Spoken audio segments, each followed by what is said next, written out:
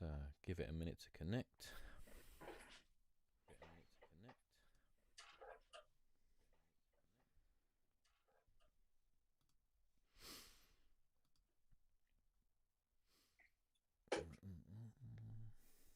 Give it a minute. Give it a minute. Give it a minute. I can hear. Oh, we've gone live on somewhere. I can hear myself. There we go. All right, people. What is good? What is good? What is good? All right. So most of you know that we don't normally go live on a Tuesday. Tuesdays are normally day off days. You know, I got to get my beauty sleep and all that. But today, today is well, you may have seen the post. Today is a hell of a day. Today is a hell of a day. We have been blessed to be able to talk to Judah Priest, founder of 144,000 Chosen Few, Woo affiliate, and Zoo Bullies member. All right, so let's bring him in. And you're on.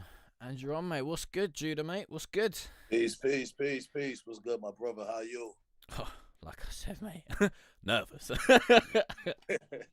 Like I said, mate, I'm nervous.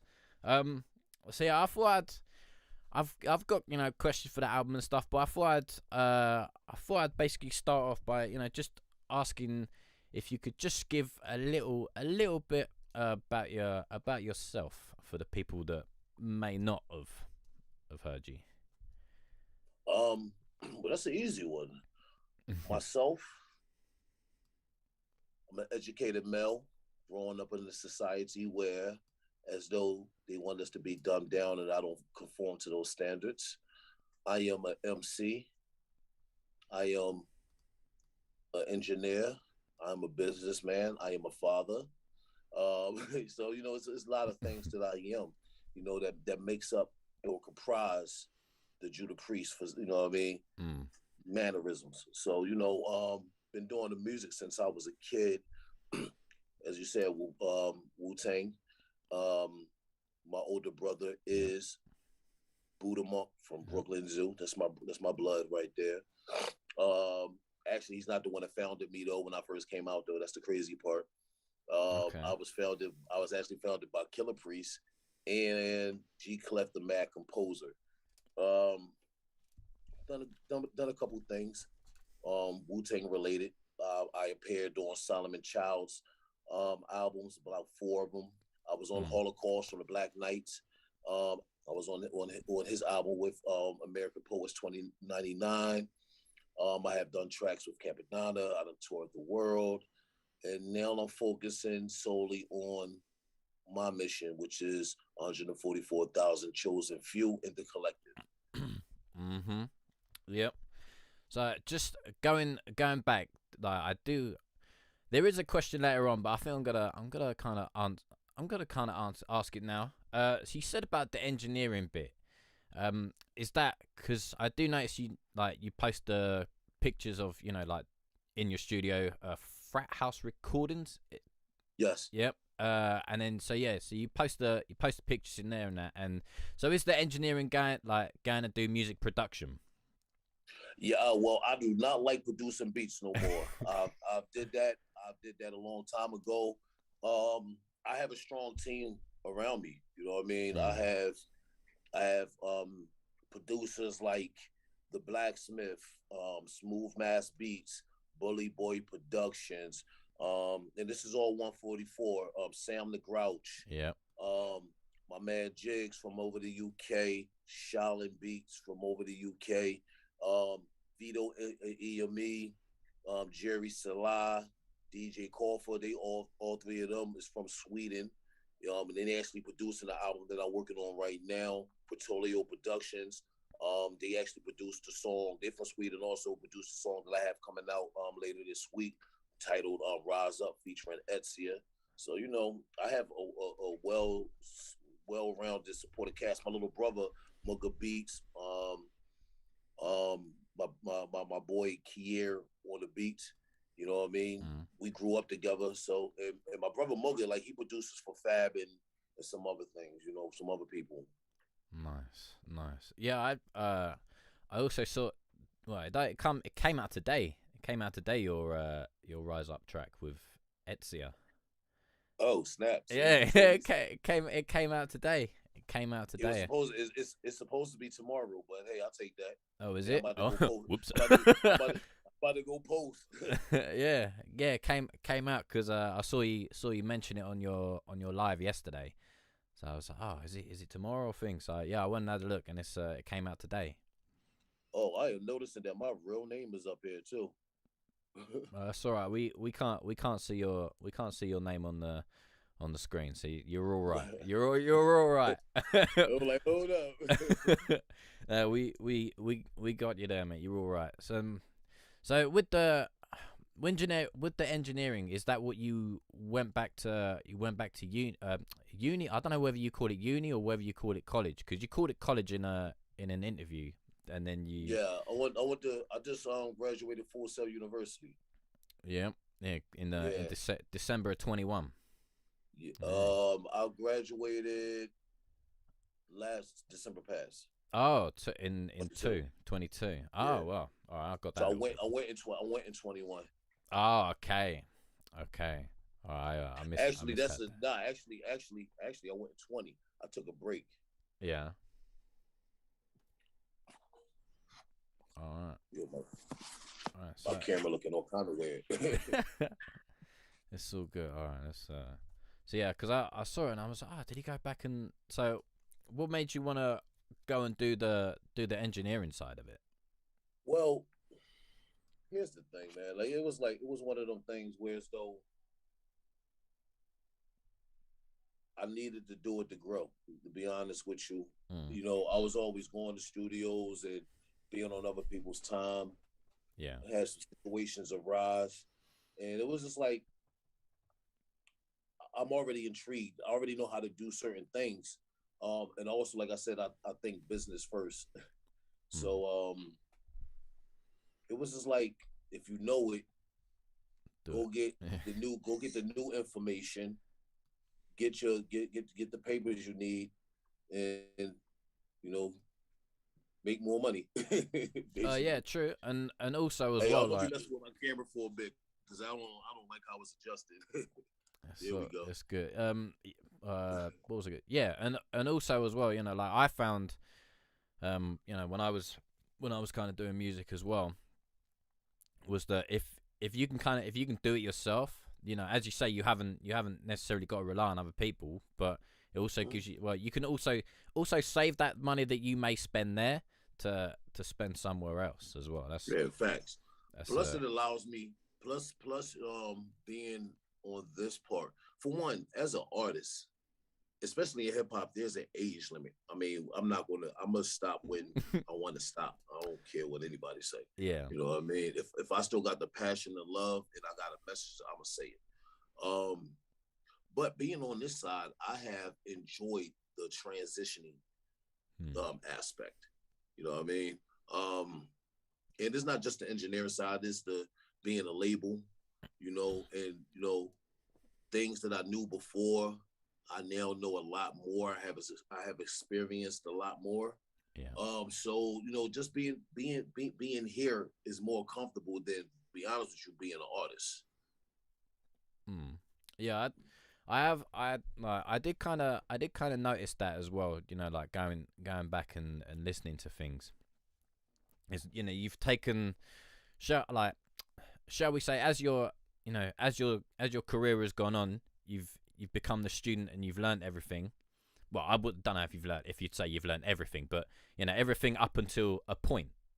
You were the student. Now that the way I see it is, now that you've started 144,000 chosen few, is you've now kind of gone into more of that teacher mentor role. Well, here's the strange thing about that. 144. I started. I had that idea to start 144,000. Chose a few, and my son is calling me. That's all right. Uh, my 144,000 chose a few in 2002. Um, in 2006, We had the first iteration of 144, my brother 90, the real 6ix9ine, not the colorful heroine. Mm. Um, my boy Tara Brown, Denny Blue, Sabrina Resurrector, um, Ashley Pumpkin, Des Vixen. Mm. That was the first version of 144, and they kind of slagged off. It didn't go to where we needed Yeah. it to go. We did some things, but then it brought us to the new incarnation, which is the steady members right now, which is Sabrina Resurrector, myself, Father Time, Smooth Mass Beats, Fire Nation Flames, Grand Centennial. What's I'm missing? MAS Lights Out, wordplay, and it grew into even the offsprings now, like Seven the Panther. Um, we haven't actually have the 144 family album getting ready to drop out too within like the next month. So we had Seven the Panther, my boy Kid from Baltimore Board Kings. He passed away a couple years ago. So rest in peace to him. Rest in peace to Denny Blue. My boy A Game, my cousin Maverick, and Carl Draven.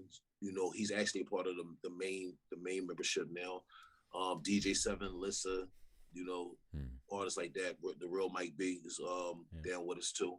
So yeah, it grew from 2002 to 2006 to right now. Then sort of bringing full surface with what I'm doing with the engineering and running a label. Now it just gives me time just to devote the focus on my everyday people. You know what I mean? Twist Flavor is also, I don't know how I miss Twist, but even Twist Flavor, he's a member of 144. He's working on some solo projects right now, along with Gang of Roses. So now I have the ability and opportunity to get my everyday people, you know what I mean? And the knowledge and stuff that I learned from being an engineer, from being a businessman, also being an artist, I can give to them. I'm learning from them every day. My brother Blacksmith, he's a producer and an engineer. So is Wordplay. So is Eric Iverson. You know what I mean? J2, he's another artist from 144. But I call them for advice. I don't know everything. So now having this branch allows us to be more together and learn and balance off of one another. You know what I mean? Oh yeah, definitely. Like as you said, the more like you teach what you can teach, and people will teach what theirs. It's that constant cycle. Like everybody's learning, everybody's growing, and everybody's, shall we say, evolving. Right. I mean, it's all. And that's that word is so much key, man. Like, you have to evolve, but in order to evolve, you have to be humble enough to accept these new beginnings. You know what I mean? And this is just thoughts and ideas of how all this came into fruition. But a lot of people, like 144,000 Chosen Few, is a rap group, but it's also a company. That was LLC. Shout out to V. You know what I mean?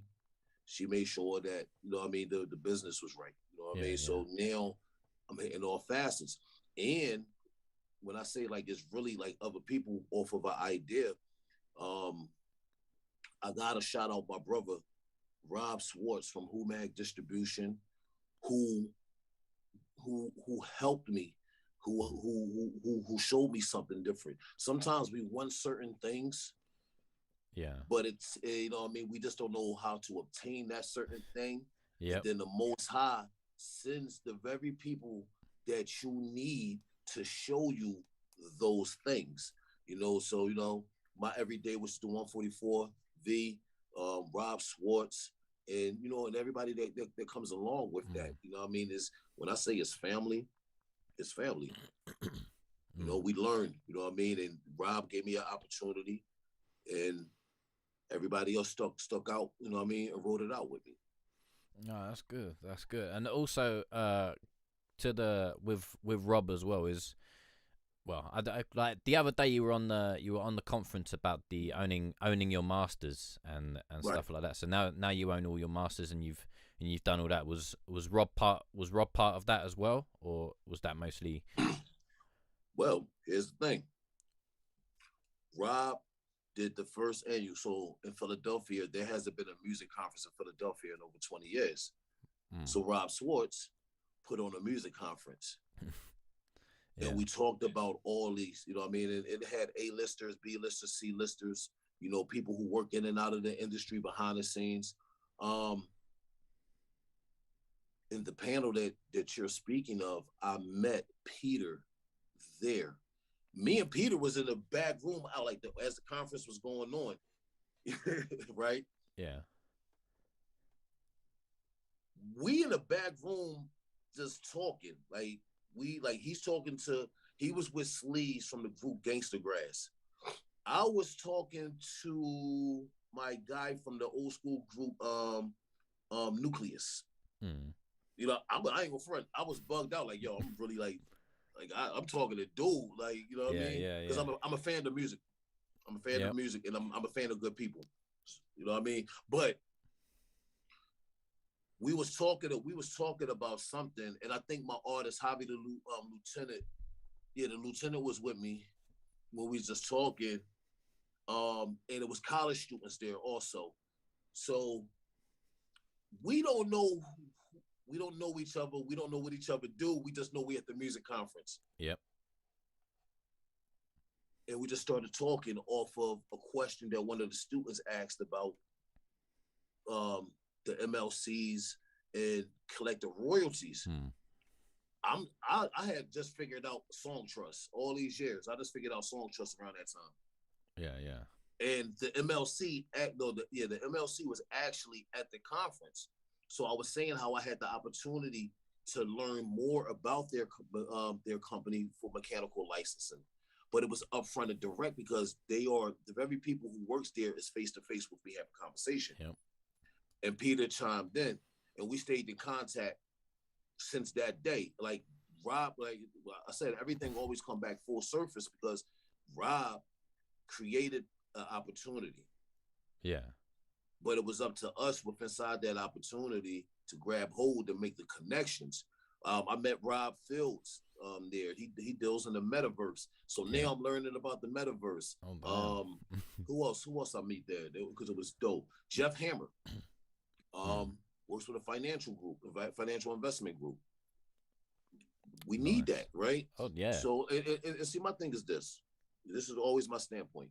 You know what I mean? I always want to obtain the information. It's like even being spiritual, right? Not religious, but spiritual. See, I don't have debates about who's right or wrong, whether you Muslim, Christian, Jewish, whatever. You know what I mean? Yeah. My thing is, if I can learn from you something that I can apply to my life and to be used for good, and I can master it, I'm gonna apply that and I'm gonna give it information to somebody else. So it's the same thing in music. They giving me some good information. They teaching me good things. It's one thing that's in this music industry, the industry in a whole, everybody tends to take information and keep it for themselves so they can capitalize on themselves. But you said you gave me permission to cuss, and I said I'm only going to do it when I really mean it. Hey, right? By all means, mate. I gave you permission. So motherfuckers only do that shit when they trying to be selfless. You know what I'm saying? They selfish.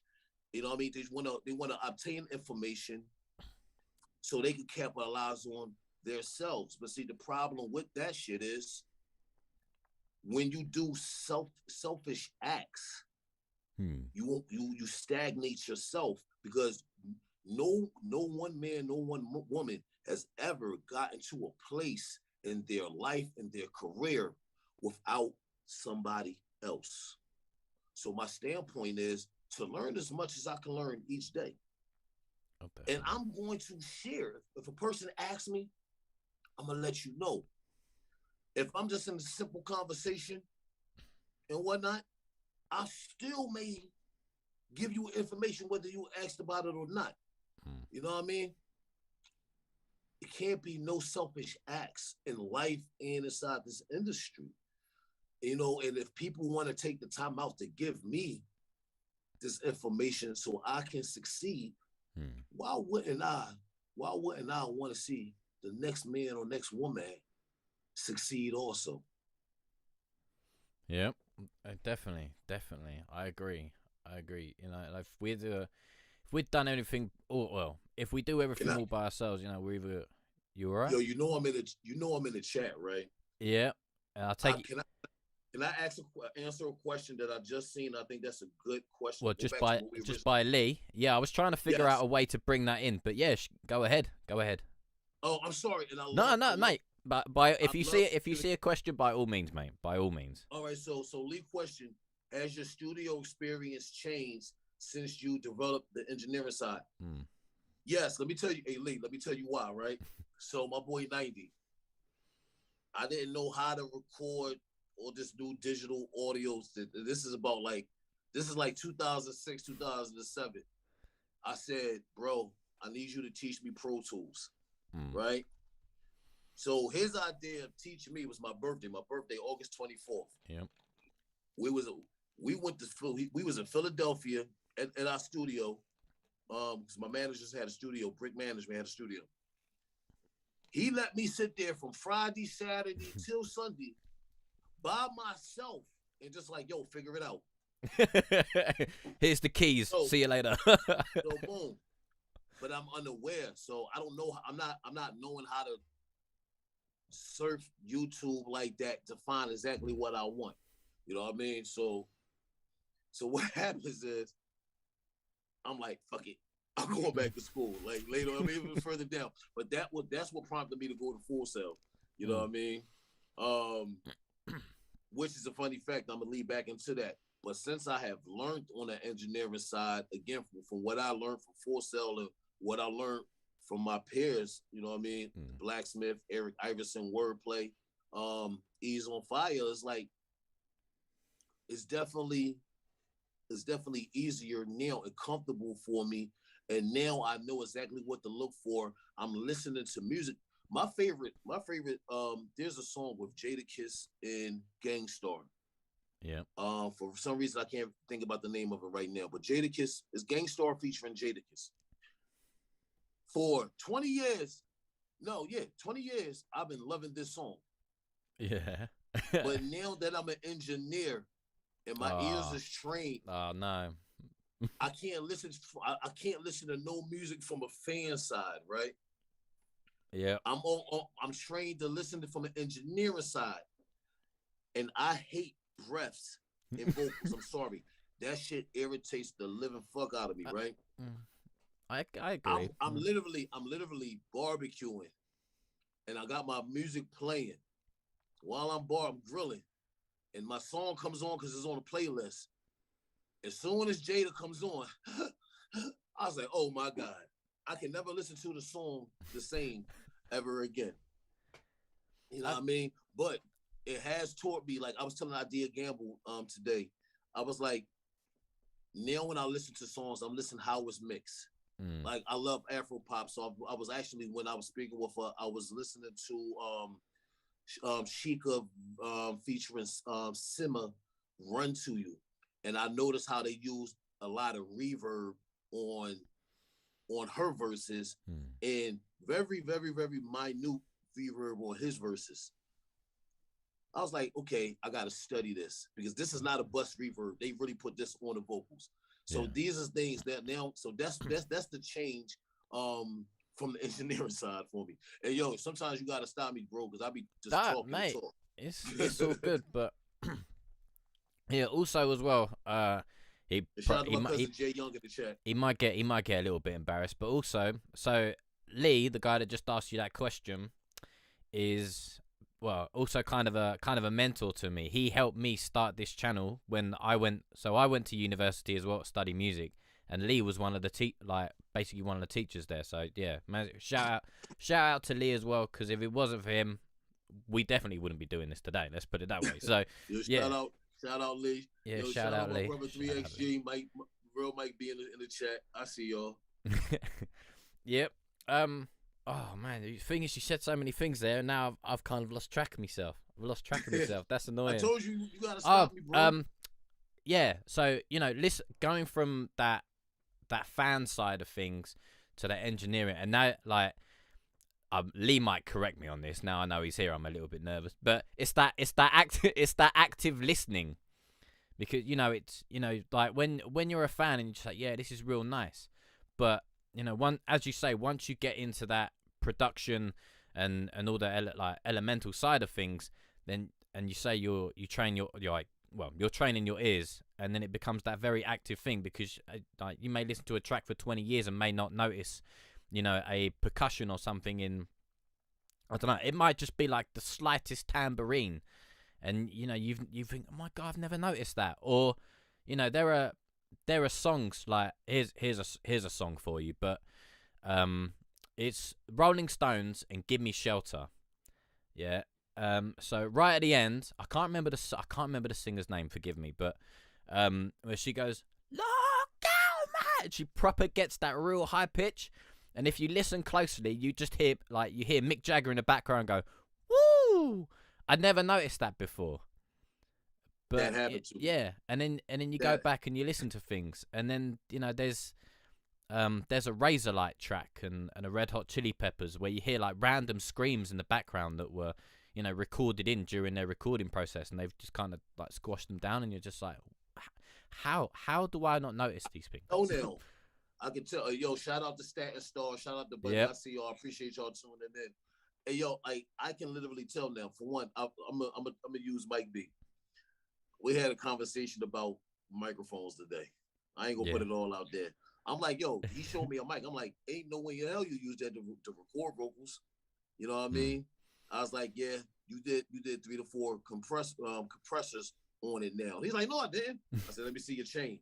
You know what I mean? And he showed me the chain. He used 2, but then on his sends outs, you know what I mean? He had other things. I'm like, bro, that's a compressor.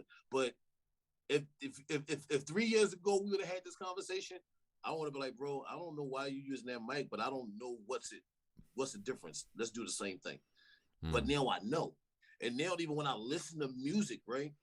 Like my favorite band is Queen, right? Yeah. I love Queen, right? And there's so many variations of different things that I've never noticed before that I have noticed now. Like Bohemian Rhapsody, for one, is the greatest song ever written. That's my favorite song, right? But when you listen to stuff like Radio Rebel, now that I'm on this side, I can hear different cymbals, little kicks, I'm like, why haven't I heard this? This song is older than me. Yeah. So that's why I love music, but I love this side in particular, because now I can enjoy it more. You know what I mean? Like people, all right, I'm about to say some shit. Say it, mate. Say it. People be like, yo, man, like, all right. They be like, yo, son, yo, Judo, like, yo, you heard the new Wu-Tang track? Don't ruin it. Don't ruin it for me. No, not because here's the thing. Growing up, and this goes inside of what I'm saying, and I'll make it make sense. That's fine. The same way I can appreciate music now being on this side versus the fan, it's the same thing. Like, I grew up a fan of people's music, not just Wu-Tang. I grew up a fan of music, right? But when you start being around people, it turns you. Sometimes it turns you off. Sometimes it turns, you know what I mean? Turns into even like better, you know what I mean? And nothing is bad happened with me and Wu-Tang. Because I don't want that to get out there. Yeah. But people want to Wu-Tang me to death. You know what I mean? I said I was gonna give you a tear jerker, right? I told on the other side, like, I was going to say something that's going to like, oh, holy fuck. Yeah. I said that, right? So just that moment, bro. When I was with G Unit, right? Yeah. Yeah. See, you shook your head. You're like, oh, really? You just going to? No, mate. I've got thing is you're pressing on questions that I want to ask, and I'm like, God damn it. So the 2 years I was with G Unit, right? Yeah, G Unit Riders. And that was because of shout out to Echo Quinos, who got me over there with G Unit Riders, and whatnot. Mm-hmm. Like I like 50 music. I like G Unit's music, just like I love Wu-Tang music, and all the affiliations and Yeah. members and ghost members. I love it. But when people find out what they find out, they can't unfind out. Oh, So something they tells me wanna you're gonna ruin it for me. they wanna pound and pound like, yo, bro, I'm gonna show you a difference. I can go into a club, right? I can go to a show right now, son. Mm. Right? And everybody in the group laughing and shit. But I can go to a club right now, and if my name on the flyer, the first thing they're going to play is some Wu-Tang shit while I'm in there. I could be with Buddha, I could be with Solomon Childs, I could be with Hellraiser, I could be with Capadonna, and I'll be in the club like, just Lord, just take the wheel. But if I go to Wisconsin, right? Mm. Just imagine, just appreciate this right here. I went to the last time I went to, well, no, not even the last time, 2020, 19 or 20, I went to Wisconsin. Yeah. And I appreciated the fact that they was playing NWA straight out of Compton when I walked in there. I was like, yes, yes. You know what I mean? Because it was wild. Like, like, and they didn't play no Wu-Tang stuff, or they didn't play, you know what I mean? Like, it just becomes overbearing. And I love my brothers, you know what I mean? Mm. But sometimes it's the overzealous fans of Wu-Tang. You don't want to listen to it. We heard it. Mm. I think it also comes under that sort of, like, shall we say, the umbrella of Wu-Tang as well, isn't it? You know what I mean? Like, yeah. and then I don't know. This might be me just reaching a bit, so forgive me. But you know, it might be not. You know, you've got like Wu-Tang, and then you've got the affiliates of that, and you know you've got the affiliates of the affiliates and stuff like that. And I think it does kind of get, if you're not really into it, it gets a little bit overbearing of, you know, who's with who and so and so. So I think maybe they kind of play it safe with the Wu-Tang. Like, well, again, if I'm reaching, please tell me. No, you good, bro. You good. So here's my thing. I can't. For one, I'm not Wu-Tang police. You know what I mean? I'm not Wu-Tang police. I'm not going to say who is, who ain't. When people hit me, it was like, yo, who is this person? Like, don't ask me that. I told them, like, yo, that ain't my business. Yeah. You ask them. You know what I mean? I know me. I know me. You know what I mean? Yep. Even when people want to question, which I don't understand why people question me. You know what I mean? If you look at my track record, look at the resume, look at the documentaries, I'm there. I'm in it. I'm speaking. I'm in it. Yeah. But even on tracks, albums, I'm there. You know what I mean? Mm. It's the overzealousness that's what makes it too much. You know what I mean? I like wearing a W. Yeah. In the house. I made a mistake. I ain't gonna front. Supreme Resurrected had a show. I ran out to get my kids from school. I was like, I want to be on time. I didn't change my clothes. I had a Wu-Tang shirt on. Mm. I rarely wear it. You know what I mean? If you see me with it on, it's for a reason. 9 times out of 10, right. Or with them. But you know what I mean? Me myself, like, moving forward, and even now, like, it's all 144 for me. Mm. Or, I love Wu-Tang. I love my G Unit peoples. I love my BMF peoples. You know what I mean? Mm. But it's this is, you know what I'm saying? It's mathematics. You know what I'm saying? We gotta build in order. You know what I'm saying? Which means we gotta destroy certain habits. You know what I mean? To start a new foundation that we can build upon. So, yeah. And I tell everybody from 144, like, y'all motherfuckers ain't Wu-Tang affiliate. Mm. So I don't want this to be like a branch off from Wu-Tang, of Wu-Tang. Yeah. Now, is certain members in there outside of me? Can they say? Yes, they can. They got the permission. They ain't get the permission from me. You know what I mean? Yeah. Judah did not say it was all right. You know what I mean? But it's a gift. It's a gift and a curse. And it's, like I said, man, like, when you a part of something, you know what I mean? But you grew up a fan first, and I'm related to a lot of these dudes, be honest with you. Yeah. You know what I mean? I'm not going to say outside of Buddha. I'm not going to tell y'all who I'm related to. No, But that's cool. That's cool. but you know what I mean. To go back to what I was saying, like you can love the music, but when you get around individuals, you even want to have a bad experience, and want to turn you on to the music, or you want to have a great experience to turn you on to the music. And I mean at a faster rate. You know what I mean? And this is another reason why I don't vouch for nobody no more. So I don't put my name on nothing. That's cool. That's cool. So also with the keeping the Wu-Tang separate and the 144 stuff separate.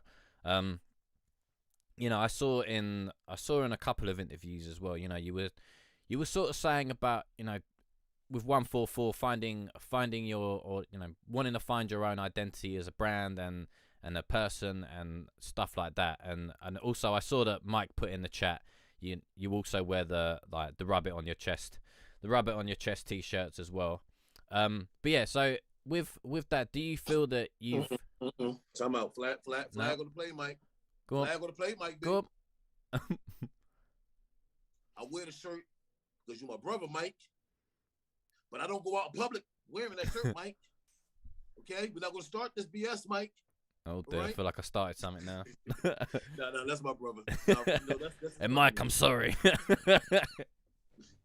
But yeah, so we just going to ignore all Mike B questions now. All right, we'll just block him from the chat. It's fine.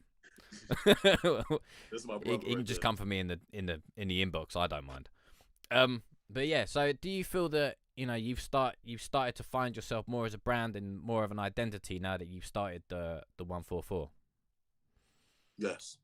But I didn't get there by myself. You see what I'm saying? It goes back to that. Yeah, the building. I didn't get to that point, to that mentality by myself. The live stream is ended. Wait, what? On Facebook. Have we? Wow, that's weird. Said it on my end. Okay, that's crazy. All right, I'll yeah. Are we still live and everything else? We should be. Yeah, we're still live on Kick, and we should be live everywhere else. So yeah, right. I don't see why. I don't see why that's done that. That's weird. That's weird. Let's back up. Yeah. Okay. Why has that done that? Oh, mate, technical problems. Yeah. So just really quick, like. Just no, there it is. We there. Yeah. We there. Are we good? Oh, okay. Oh, mate, you had me worried then. I was like, mate, don't do this to me now. Yeah. I completely kind of forgot what I was saying there. No, you was asking me. Oh yeah, finding your identity. Yeah. Yeah, but I didn't get there by myself though. It took V, Rob Schwartz, everybody from 144, like. In particularly Supreme the Resurrector, and everybody know me and Preem, like we go through our shit. Like that's my brother. You know what I mean? We go through our shit, but he always he always keeps me grounded. You know what I'm saying? As far as his way of doing things is like, hey, well, like I didn't know nothing about registrations before, right? Yeah. So you said you was on a panel. I'm like, oh, all right, I'll upload my music. This is before the distribution. You know what I mean? I'm like, well, shit, CD Baby going to register it for me. I'm good. You know what I mean? Yeah. Then come to find out that it didn't. It only basically pays what. So like if you go to CD Baby or DistroKid or something like that, then it only basically. Yeah, at that point in time, it was 00. It was at a 00.3. So and they only register the writers, not the PRO. And then if they do the PRO, they're using their own PRO to coincide with your own. But Preem,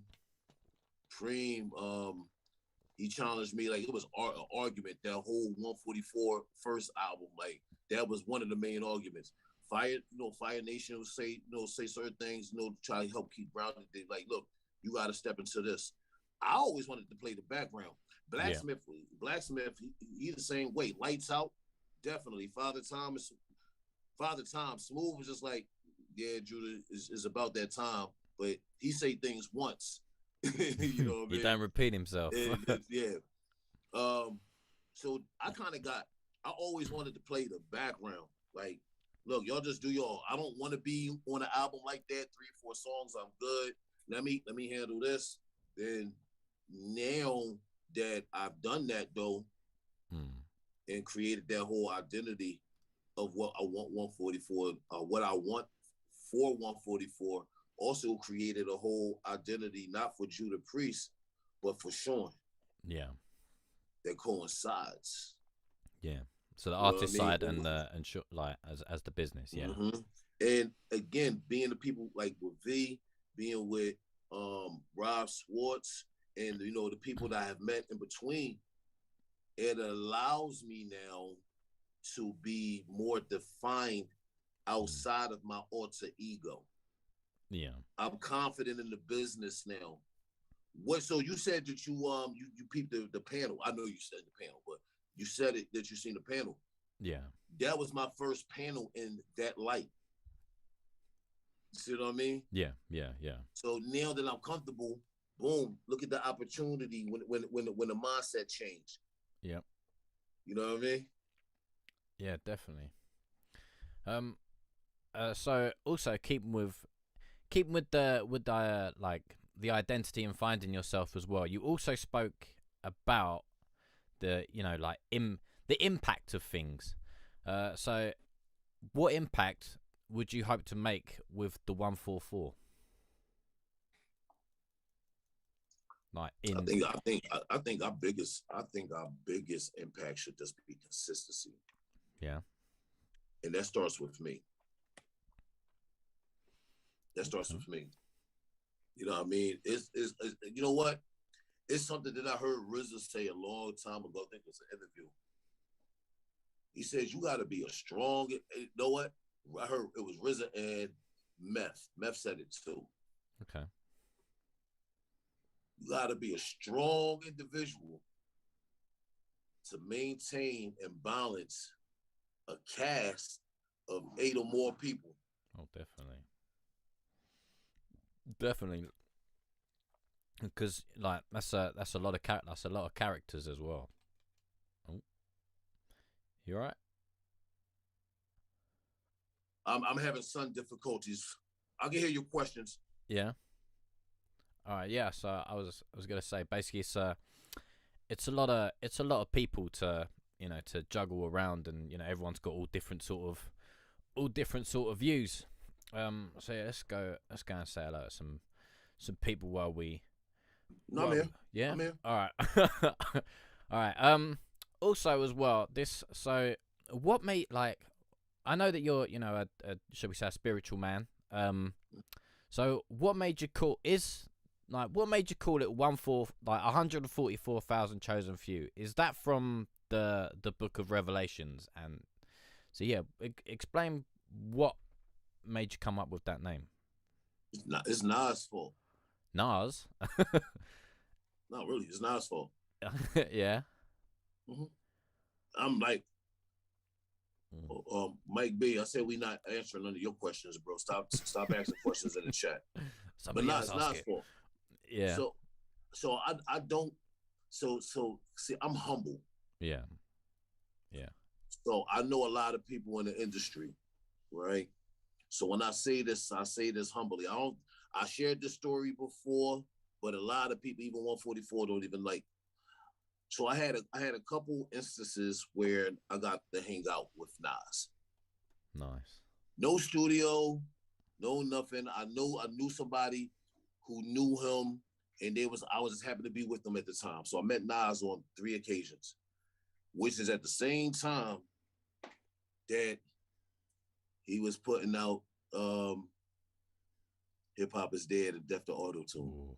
Mate, Hip Hop Is Dead was naughty. And watch this. Just so you can see the chronological timing of what I'm about to say. So Hip Hop Is Dead, Death of Auto Tune, and he just him and Killer Priest just did 2 songs together. Okay. Right. So this is the same time. Remember, He put out two albums in a year. Yeah. Yeah. Like bookends. So like a conversation, in the conversation, I actually like what made the this is the question. What made you say hip hop is dead? I asked him.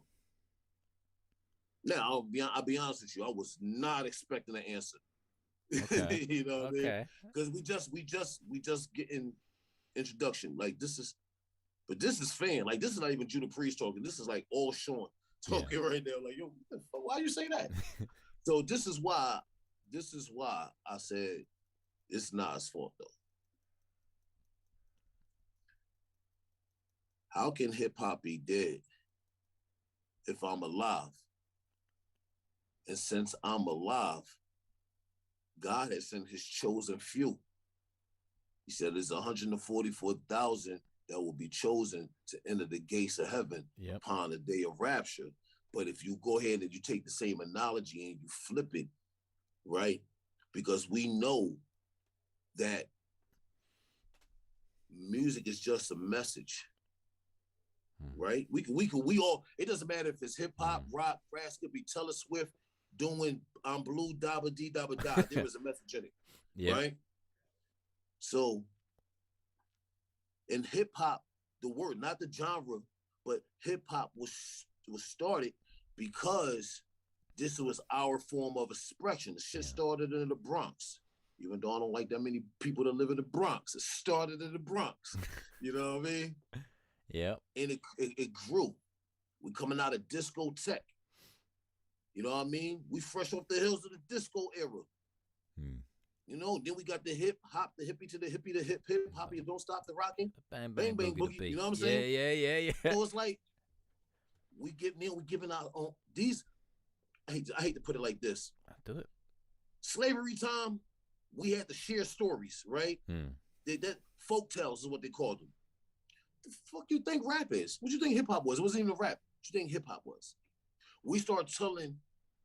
It's a new style of music. Yeah. Start telling our message of the inner hoods. That caught on, right? Yeah. If we going from Sugar Hill Gang, Curtis Blow, boom, Run DMC. Now we talking fashion. You know what I mean? Yeah, Melly Mel, Furious 5. You know what I mean? Boom, LL Cool J. You know what I mean? Yep. Then you get the East Coast All Stars, Self Destruction, MC like Queen Latifah, Moni Love, Slick Rick, Dougie Fresh. Boom, X Clan, Poor Racist Teachers. I'm going through the genres if anybody didn't know. You know what I mean? X Clan. You know what I mean? Terminator X, Public Enemy. You know what I mean? Yep. Boom, Snoop Dogg, Biggie, Wu-Tang Clan. Boom, you still got Nas. You still got third, go bring it back. You still got Third Base. You know what I mean? You still got Molly Moore. You got Roxanne. You know what I mean? Sparky D, Shy, you know what I mean? MC Shy Rock. Congratulations, MC Shy Rock or Shy Rock Day was the other day too. You know what I mean? But watch this. Then you got State Prop. You got Nelly, Country Grammar, whole new genre, right? I promise I'm getting to the point. It's all right. Go on. Watch this, right? Country Grammar. Then what happened? We get backpack music, right? You get to J Electronicas. Yeah. Right? Then what? Then we got hyphy music. Then you got trap music. You got EDM, drum, bass, electronica. Shout out to Audio FX. You know what I mean? So watch this. With all these genres that's based off of hip hop, and I'm still here giving a whole message of that, you know what I mean? Which is technically, let's call it the forgotten language, right? Yeah. Because we know it ain't no message now. It depends how hard you look, I guess. But no. Watch this, because now I'm speaking as an old head. Okay. I did that for a reason. It's not our message. It's the young kids' message. Don't agree with all that shit. And no, my son not dyeing his damn hair red. The fuck? No, we're not doing that. But hip hop can't be dead if I'm still alive. Hip hop can't be dead if anybody with a message and a meaning that's here to help catapult a generation. Yeah. But then, You know what I mean? but you could, Then but, that's what the 144 come from. but then you could also, I guess, you could also argue, what is hip hop like? What is hip hop to you? What is hip hop to me? Because hip hop is the umbrella. Like rap is the music, and you got rap, DJing, graffiti, break, and knowledge. So you got the five different terms under the umbrella of hip hop. So so for me, hip hop, KRS put it in his book, the Gospel of Hip Hop. Shout out to Chris. If he broke it down as so hip hop, having inner peace, helping others prosper. To me, that's hip hop. And as you were saying, you can build with people, and the more knowledge you can share, the more knowledge you can gain. And all of that comes to me in what we would call hip hop. So again, with not it was a very ballsy move for Nas to call it hip hop is dead, because as you said, it may not necessarily be his message. It could be a time of someone else's, but here's the thing. So let me explain where people get confused with what he said. I know what he said. You know what I mean? I know why he said it. Because basically the same thing, the message, the meaning, and you got to look at the time. Remember I said I'm giving y'all everything in chronological order when he said that shit? Yeah. Let me tell you why. You ready? Go on. If anybody go Google those albums, Death for Auto Tune and Hip Hop is Dead, right? And then Google what was going on in hip hop, that was the first discord. Okay. Follow me. That was the first discord. That is that right there was the first. This is the bridge. The bridge broke because now the OGs can't accept this new way that what the younger generation, was doing. But the new generation don't respect the OGs who opened up the door, right? Yeah. And who became selfish and didn't teach. Goes back to what I said at the beginning. Yep. Didn't teach. So this is our medium, right? If violence begins violence, right? What does disrespect get? More disrespect. Yeah. Broken communication. This is the bridge. It's now broken. Hip hop is dead because the communication is broke. Just like if you got a computer and people try to access your stuff, you watch movies and they go hit the main server. Mm-hmm. Yep. Everything crashes. Yeah. The server is free. The matrix is broken. That's why he said hip hop was dead.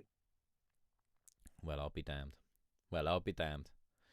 Google the years. Mate, I'm going to. Don't you worry about that. I'm going to. I didn't like. Which one was the Death of Auto Tune? Is that the original one he was gonna call the N word? Like, he got a. No. So what one was that one? You talk about? I can say it. Yeah, you could say it. Yeah, because he was gonna call it because it's the one with He's gonna call it nigga. He's gonna call it nigga. Yeah. Which for one, that would have been stupid as fuck for him to do that. Because that really popped. Because I swear that came after, and that mate, that one.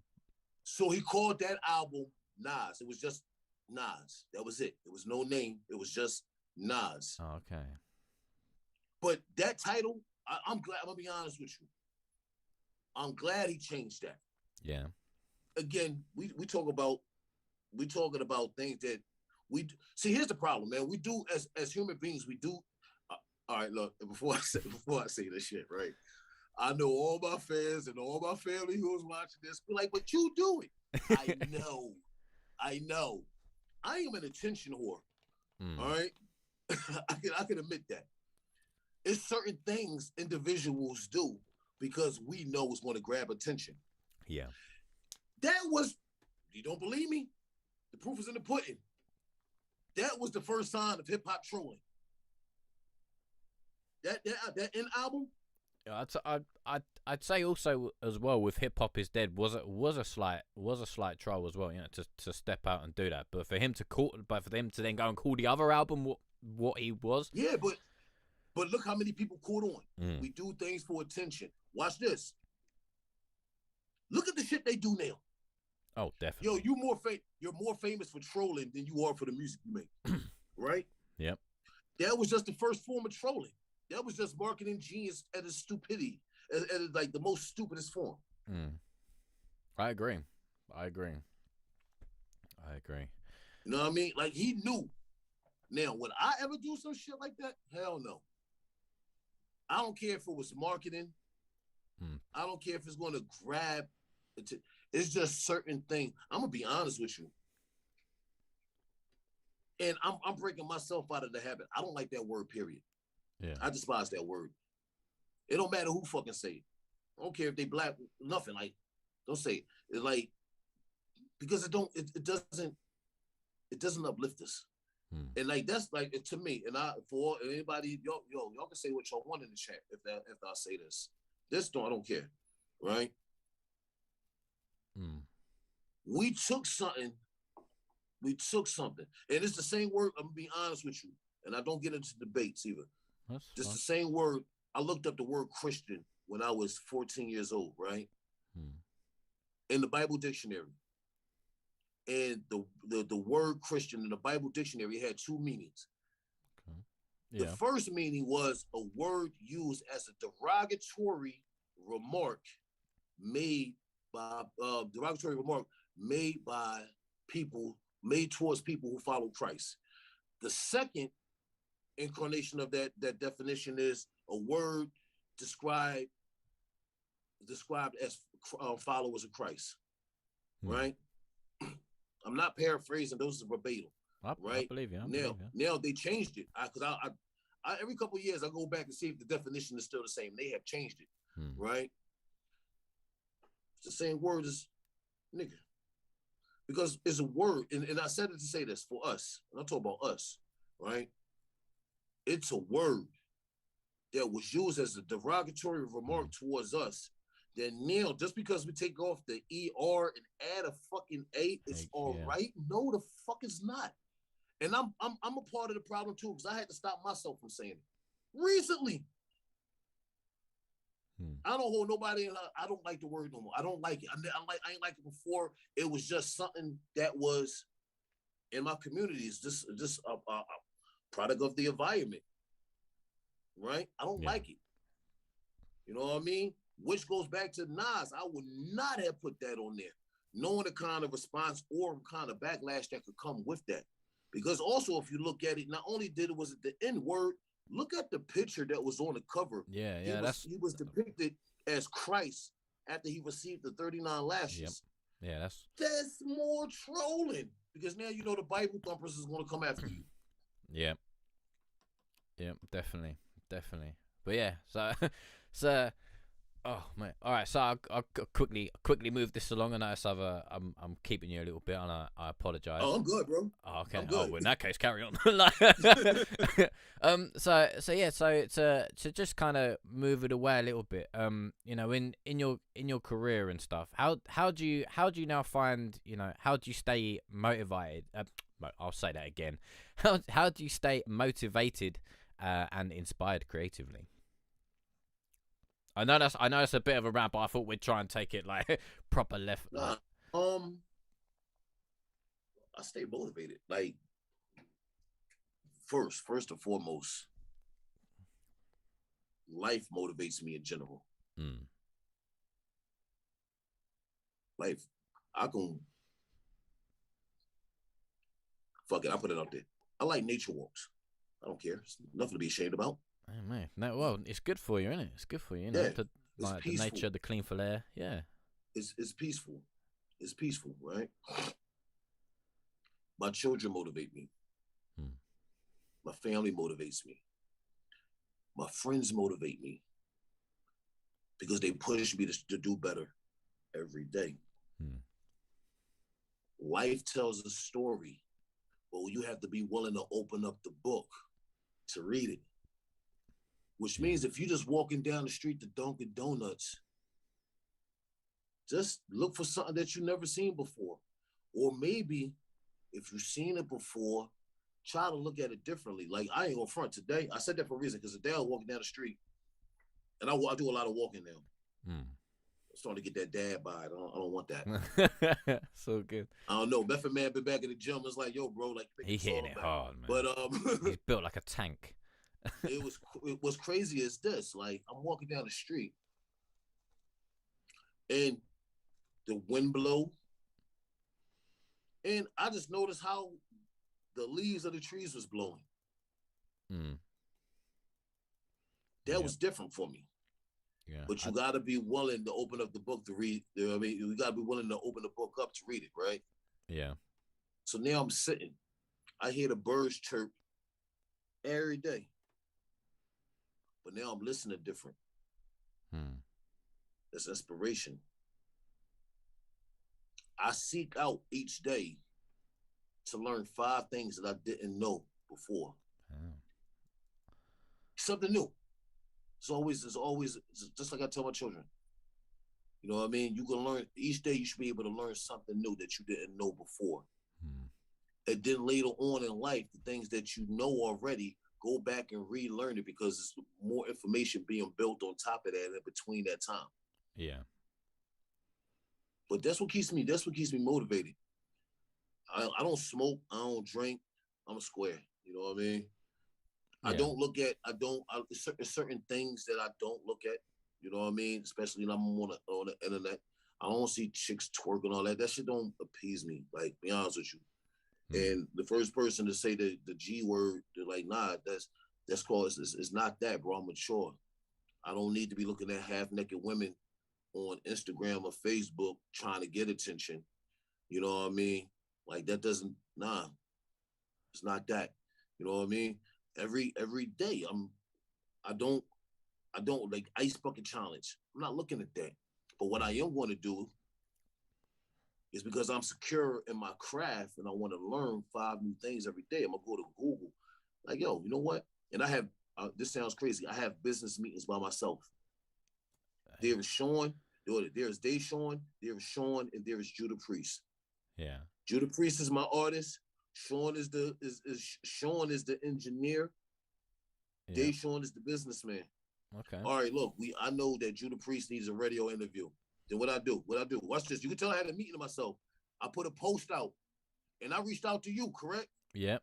Yeah, but that was Deshaun contacting you, so that Judah Priest, you know what I mean, seems to be interested in doing the Judah booking Priest agent as well. Yeah. Yeah.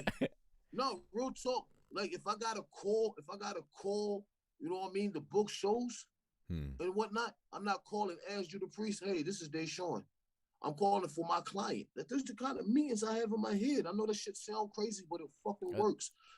Because this is how you stay motivated, and this is how you stay motivated to learn new things. You know what I mean? Sometimes it takes a little bit of crazy to be sane. True. But then, like, you can also do that as, you know, like, so you've got 3 alter egos. Every ego play like is a different character. So, you know, Judah Priest is solely there for, you know, the music. Sean's there Sean's there like actively listening to the music and stuff like that. So that doesn't, you know, Sean might go, oh, do you know what? This beat's nice. I'll send this to Judah, and you know, then it's the two alter egos connecting, and Deshaun, was it? Sorry, I didn't catch it. Deshaun, yeah. Deshaun, yeah. That's my So real name, Deshaun. Yeah, so you know, then you're out there doing these other bits. You know, you're not worrying about what you're gonna put in a verse, and you're not worrying about what beat you're gonna do it to, or you know, this and that. You're literally out there like, okay, I'm looking after these two. This is what I'm gonna do. This is how I'm gonna do it. Bish bash bosh. But yo, you know what's when I tell people exactly what I'm saying right now. So it's not great because, like, to be honest, man, I do it myself as well. Like I'm glad I ain't the only one. But what is this, right? So Fire Nation. Yeah. Fire Nation Flames, right? She is an artist that I grew. But I tell everybody, man, you gotta, especially in today's industry, you gotta be the artist and the business person, Hmm. right? She gonna kill me. Uh, I'm it's glad my I'm in the sister. UK. So what happens is the day that she got her distribution, right? She got her own company. I was on the phone with her, Hmm. right? I politic? Yes, I help politic and whatnot. She called me all excited. Judy, you're not gonna believe it. Boom, boom, boom, boom. And I'm nonchalant about. Y'all see me laughing now because I'm a big douchebag. I pride myself on being a douchebag, Hmm. but I'm nonchalant about a lot of shit, right? Judah, just want to let you know, twin. I got my distribution, and I gave it a look because we video chat, and I was like, all right, I already knew that, right? Real nonchalant. This is when y'all say she gonna kill me because now I taught you all that you needed to know, Hmm. but now there's certain other things, certain others stuff that I have to show you. And when I went to her studio, I met with her, I met with Blacksmith. I said, all right, you made the leap. You did this, right? But now, all the times that y'all said, like, yeah, you just tripping, you crazy, you about to really see. So Hmm. look, you gotta have a business meeting between y'all two as partners in this business, but y'all gotta have individuals. I said, yo, you the engineer, you the producer. You know what I mean? So yourself got to have a conversation about the artist that you want to work with, what kind of sound you want. And you, as the artist, but you the business owner, got to do everything that I do. Hmm. They ain't understand it at first Yes. until until Yep. call me in the middle of the night. I got it. I know you would. It seems crazy, but it works, Hmm. especially as an independent. Because listen, if you can't do these necessary steps for yourself, no, I tell artists this all the time. Nobody is going to care more about your business than you, even if they ride with you. They shouldn't. So no, I'm not getting on Google watching on these dumbass challenges. No, I want to listen. I know Judah Priest need radio shows, radio station slots. I need to find places to, you know what I mean. I need to submit music to. That's Yeah. how me and you met, right? Yep. Yep. You know, then boom, like nah. This is and watch this is called workflow for all the engineers. It's creating a consistent workflow, but not only creating a workflow, creating a network. But how you create a network is not just because you have the email or phone number or the Facebook or the Instagram, it's because you build organic relationships. Hmm. Henceforth, us right now, you know what I Yeah. mean? Like I pride myself to build healthy, mature, positive relationships. You know what I mean? That way, when I go have these business meetings by my damn self and I bring it out to the forefront, like I told you on the flip side earlier, right? Yep. Said I appreciate your humility. If I'm wrong, say I'm wrong. I said No. I appreciate your humility, Yep. and I appreciate the fact that you know what I mean. You give me honest reviews. If you like it, Oh. this is why I like it. But if you think something need to be changed or you don't like it, you're honest enough to let me know why. You know what I mean? And that's I respect that a lot. So Man. now, when I'm in my mad scientist mode, I know what else now to incorporate. This is healthy, organic relationships Yep. built off of mad scientist shit. Amadeus, Nostradamus, all them motherfuckers is crazy. So was Judah. Well, like you said, everyone needs to be a little bit crazy. But yeah, definitely. Like I always, I always see it as not. I kind of might be leaving myself out as a bit of a target for some, but whether I just kind of want to just meet new people, and if there's a way I can help, I like, even if it's by saying, I didn't think that this was good in this, or this was good in that.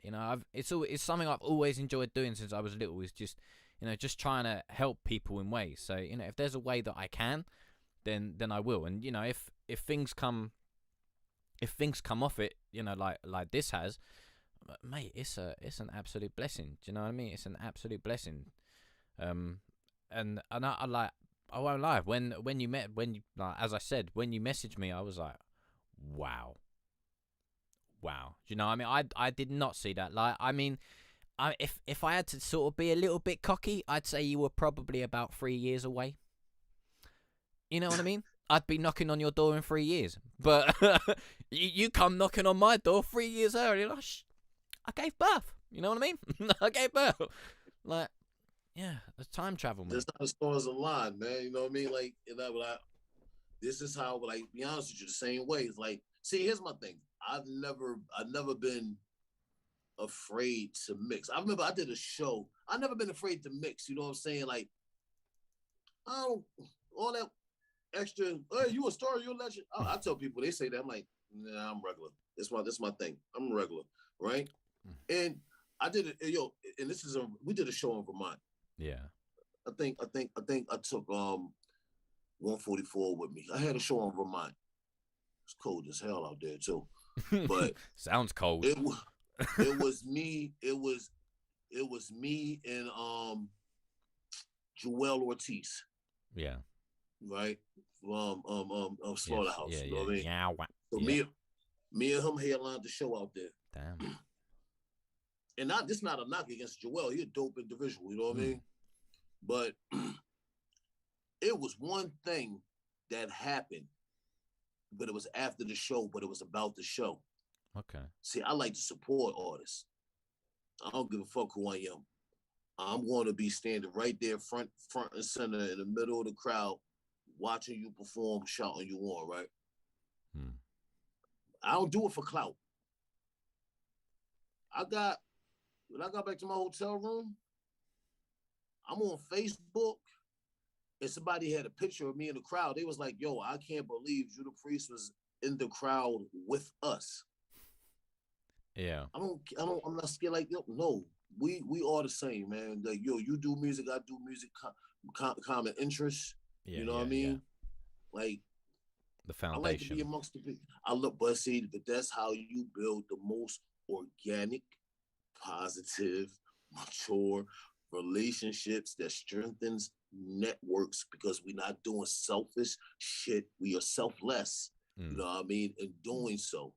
You know what I mean? Yep. Yeah, definitely. But again, like, you know, that also comes, you know, the name and the accolades and stuff that, you know, you've built over your career. You know, when people say, "Oh, look, you know, it's Judah Priest out here with us," like, you know what I mean? It's the name, it's the accolades. It's, I don't know if you'd want to call it fame or not, but you know, it does have a slight fame ring to it. Do you know what I mean? So, bro, when I tell you the most humblest thing is, like, I don't even see myself famous. Like, I don't recognition. I don't see I had this conversation all the time. In aspects where people be like, "Oh my God," I don't see that about myself, because I work every day. You know what I'm saying? Just to be consistent. Yeah, but is that because you don't want to like, I don't know, this, I might be reaching again, so if I am, tell me. But is that because, like, but then do you give yourself to look back and reflect on it? Or do you just think I'm just keep it moving, sort of thing? Nah, I mean, I reflect on I reflect good or bad on everything. You know what I mean? But it's just one of them things.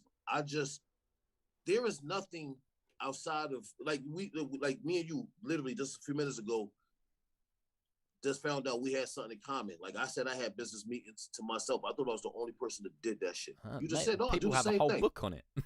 Right. So watch this. That's how I feel about me as an artist. And yes, I mean, the Wu-Tang thing, like, hey, you know, that comes in. But it's like, yo, I'm working. The part that y'all don't see is I'm working the same way that y'all working. Yeah. You know what I mean? I don't know if my grind is harder than yours or less than yours, but I'm working. Yeah. It's like you're working. It doesn't, you know, you're working, whether you, like I say, you know, Matt, I'd have probably knocked on your door in 3 years. I don't know whether I've got whether I've got a slow work rate, whether I've got a high work rate. But you know, either way, every day I get up and I try, and you know, like thankfully enough, something somewhere has you know, helped me along, and yeah, that's how I see it anyway. I don't know about you. Yo, you know what's crazy this week? Because I'm looking at Mike B. Oh yeah, Here, Mike. But well, so the way that me and Mike B met, yeah, this is funny. This is funny, right? I'm just in the studio working. This is about like 3-4 years ago. My damn Instagram rings. I'm like, who the fuck is this? But I answered it. Yeah. You know what I mean? We built for a little bit, then I did the show, and we've been cool ever since. Like I just seen him like 2 weeks ago. Like I was in Hanover, PA. Like he family. Create that network off of positive, mature relationships, building a network. It's the same way. Yeah, that also goes back to something I was reading in a book by Curtis King as well. Is that, you know, it is also, you know, about your network as well, because it's not, you know, it's not necessarily what you know, but sometimes it is also who you know. So, you know, sometimes someone might hear something and be like, oh, do you know what? He may not know nothing about it, but you know, he's got that hard work. You know, if you gave it to him and go with it, and it's sometimes about those, like, shall we say, references. So it's not almost whether or not, shall we say, you've got the certificate, but it's whether people believe you got the, shall we say, the bollocks to do it. Yeah, man. I'm gonna be honest with you. I love this journey because this journey has afforded me a lot of things and experience being a one of them. I wouldn't change it. I wouldn't change it for the world. You know what I mean? Like, I don't, like, people always ask a question like, do you have any regrets? Like, I don't know why that's a common question. I think that kind of goes back to what we were talking about, negativity. Yeah, I don't have regrets. No, good or bad. I don't have no regrets. Oh wait, I was watching We Are the Millers yesterday. I don't got no regrets. But no, like, yo, here's the reason. Nobody, like, that question should be stricken out of the book. Here's why.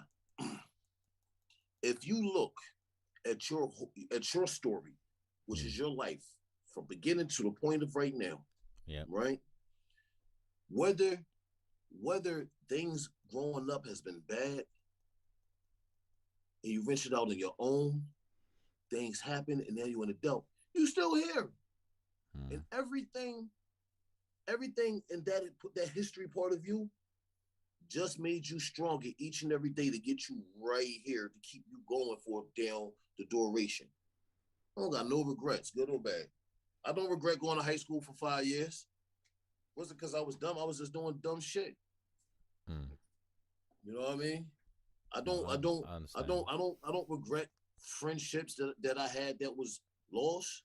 You know what I mean? It happened.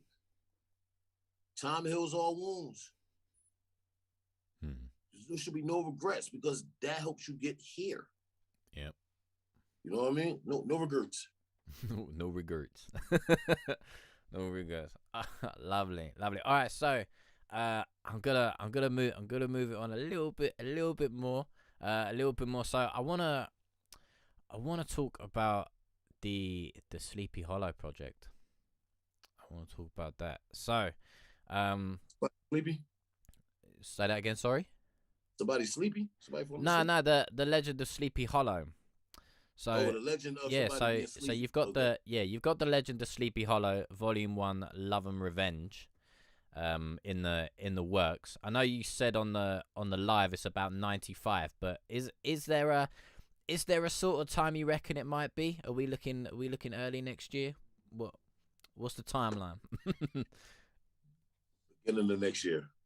Beginning of next year. Lovely. But y'all gonna, if they really fans and you know what I mean. And if they really support us, I hate the word fans. Yeah. If they really support us, whether new, old, whatnot, y'all get to know me now. Go hit my Apple Music account up. Yeah. Right. But watch this. You can actually have the whole album way before the album comes out. Oh. You know what I'm talking about, right? Yeah. I'm just put it to you like this. I'm only doing 12 songs on the album. I'm releasing a song a month. Mm-hmm. I'll let y'all put that puzzle together. Oh man, I'm with you already because I was actually talking to someone about that exact same thing earlier as well. Like earlier today, I was like, just do this, and it work. Or like because they were having this thing about shall we say, consistency and flooding the market. Having a song every 2 weeks basically, and I was like, well. I was like, if you really wanted to do it, that's 24 tracks in a year, and then pick your best ones, and do that as an album, or just do the one then thing. But I was like, personally, don't do it. Yeah, I said again, that all comes down to your message. Like, do you want to spend the month? Do you want to release one once a month, but spend that month working on your messaging and stuff like that, or would you rather just kind of put out a feel good track every couple of months, and then maybe put out one of substance every 2 or something? So what I've noticed was this. Hold on, I gotta answer a Mike B question. How much do I charge for a collaboration? Mike, I'm charging you $1,500. Oh, charge them a bit more than that. Sounds cheap. 2,500. Yeah, a bit bargain. Bargain. You know what I mean? It's something that I noticed. Now, this on, I don't mind giving out the formula. That's all right. Because I mistakenly found out this information. My shout out to Keishana K, my R&B artist. Yep. She dropped today as well, didn't she? sorry, wait, move on. Move on. I believe it was. Yeah. I could be. I'm probably wrong, but I think it might have been. Nah, she drops this weekend. Oh, okay. All right. Oh, sorry. But no, but see, Spotify, Apple does that, man. You set up a certain date, and then it drops out 2 to 3 days early. And guess what? Nice. It's out. It's out. It dropped. They do it. Yep. Damn. I'm looking at it right now. Damn. So yeah. But yeah, go on. Oh, so what was I saying? No. I got it. I'm good. So this is what I noticed. And this only works if you got everything right. And I'm talking about your publishing, which is your writer side and your PRO side, right? And you got the product. You gotta encode your files. Put the artwork on a WAV file. Put your publishing information, writers, and your PRO. Put your product number in. Yep. Put your UPC number in. Put your ISRC number in. Put your what is the ISWC codes and all that in there. Encode it. Make sure it's registered. You're publishing. BMI ASCAP. Register into your song trust. Register in the MLC. Claim your shit in Sound Exchange. Don't buy fucking views. That sound like Bill Cosby without the pills. Views. Don't buy streams. Just do it organically. Get an organic target market and whatnot. Upload that same file into your system. You get a radio quality mix on top of the mix that you already done. So now that it's going to people start streaming and everything, it's going to be at radio quality already. Just promote it. Promote it on Facebook, promote it on Instagram, promote it on Twitter, promote it on Halanis and all the other sites that I know about that nobody else know about because they look at the ice challenges on Facebook. And just get calculated organic streams for a month, right? Yeah. And you do the same process next month. But you getting that last single time to breathe. If you want to drop the first week of the single, first week of the month, drop a video the third or fourth week. It's gonna bring attention right back to the single. Do the same thing the next month. So at the end of the year, because you ain't buy streams and everything's the fuck organic, I don't care if you only got 1,500 streams. At least you know you got 1,500 organic streams, and that is 0.3. You know what I mean? 3 people to listen to 30 seconds of a song gives you 1 penny. At least you know how to calculate your stuff up right then and there. Because when you buy streams and all the views, you can't trick the system. The shit look nice on your page, but you ain't getting paid for it. Yeah. And you do that shit for 12 months. And I learned this shit with Keyshawn and K. Like, it fucked me up when I noticed it. Because when we did her album, I had already dropped some singles. But when I went back into the system and then I shifted the singles that was already in the catalog over to a new catalog for the album, once I moved that,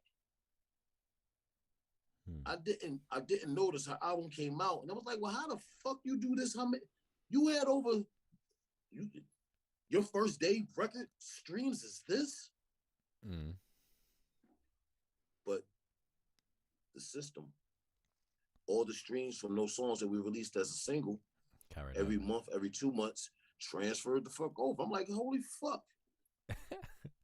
Nice. So getting back to the Sleepy Hollow. What's the inspiration behind this one? So the love and revenge. Well, for one, I watch movies. I watch too much fucking TV, to be honest with you. I do. I watch too much TV, right? But here's the thing.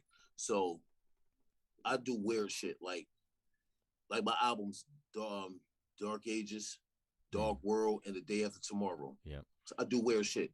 Those is trilogy albums. If you listen to the songs, all the songs is connected to one another. Yeah. That's what Sleepy Hollow is. But if anybody who's followed my career, they know before I started bubbling, I'm from the mixtape era. Shout out to 50. You know what I mean? Created that new lane with the mixtapes and everything. Well, you had to do mixtapes, right? Yeah. My first mixtape was called Year of the Priest. It did well. But then I teamed up with DJ Flipside and we did Sleepy Hollow. Yeah. And then we did The Legend of Sleepy Hollow. Then The Return of The Legend of Sleepy Hollow. And I was like, yo, man, like, I gotta turn this shit into an album. Which was done by accident at this point in time because I was done. Like, I just dropped the album, a year ago, maybe 2? You know what I mean? The Last Goodbye, where everybody thought I was retiring. Trick y'all. But this Vito fault. This is Vito fault. Vito Iome. He was like, yo, Judah. He's like, brother. He's like, yo, you got to do an album with all Sweeten producers. Yeah. I'm like, man, look, bro, I got too much shit going on. He's like, no. Please, brother. Let me handle the project. I said, we can see. At this point, I'm not even feeling like rapping. Yeah. So he sent me DJ Kaffa, and I forgot the other producer name. He didn't stick around too long.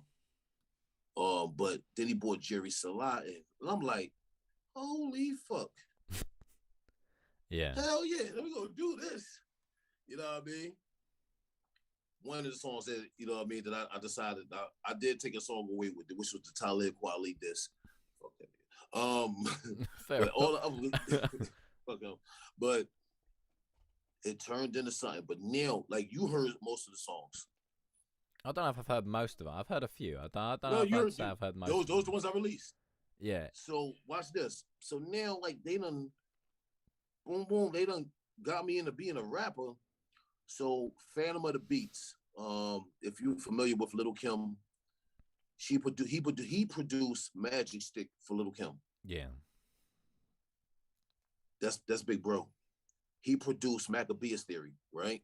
So it's like, Nice. man, shit, this is it's kind of starting to come together. So now I need a title. Yeah. So even though the songs is all bright and happy and shit, I chose to go with the Legend of Sleepy Hollow because that is the other alter ego outside of Judah Priest. You know what I mean? In Mm. priesthood and Saint Valentine. I got 27 people living in my head, bro. Leave me alone. Uh, so, but it's actually a nod to my older work. You know Mm. what I mean? And it's bringing it to a new relevance and a new facet. You know what I mean? Yeah. Yeah. Cause I saw like, cause I saw you've got Sleepy Hollow 2 with DJ Flipside, uh, and then you had Sleepy Hollow, and then you got but then you've got Sleepy Hollow Love and Revenge Volume 1, and there I was like, how does that tie in with those two? It's like especially with the DJ Flipside one, I was like, how does this tie in? And then because you've got Love and Revenge Volume 1, I was like, it threw me. It threw me. So I was like, yeah, you. Hey man, it's like watching the Marvel movie, man. Yeah, you want to see the movie, but you don't really give a fuck about the movie the way you give a fuck about that ending scene after the credits to find out what's coming up next. Mm, You know what I mean? That's what it is. There's a whole nother product based on the sleep off of my trilogy, Sleepy Hollow. yeah. Oh, I'm You know gonna. what I mean? Yeah, yeah. I'm gonna have to go and re-listen to that. I've definitely So missed something there.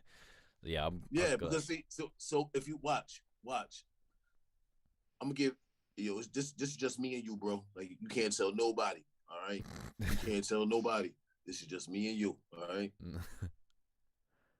You know we're live, right? If you listen to the singles right now mm, and you go back and listen to my Dark World, my Dark Ages trilogies, okay. them songs is puzzles from that. There's Oh, that's cryptic. similarities. Yeah. There's Okay. things that's connecting, but I would never tell nobody what the connection is. But the Sleepy Hollow Volume 1 and Volume 2, there is a connection to Dark Ages 824 AD, which is my birthday, Yeah. after the death of Christ. It is a connection to Dark World, which I stole that shit from Thor, Part 2. To The Day After Tomorrow. I literally was watching that goddamn movie while I was making that Yeah. album. But yeah, there's all iterations. There's puzzles inside the puzzles. It's like National Treasure. So so in other words, your catalog is a bit like a Marvel universe. Mm-hmm. You're okay. Okay, right. Well, now I've definitely got like now I've got to go and find out.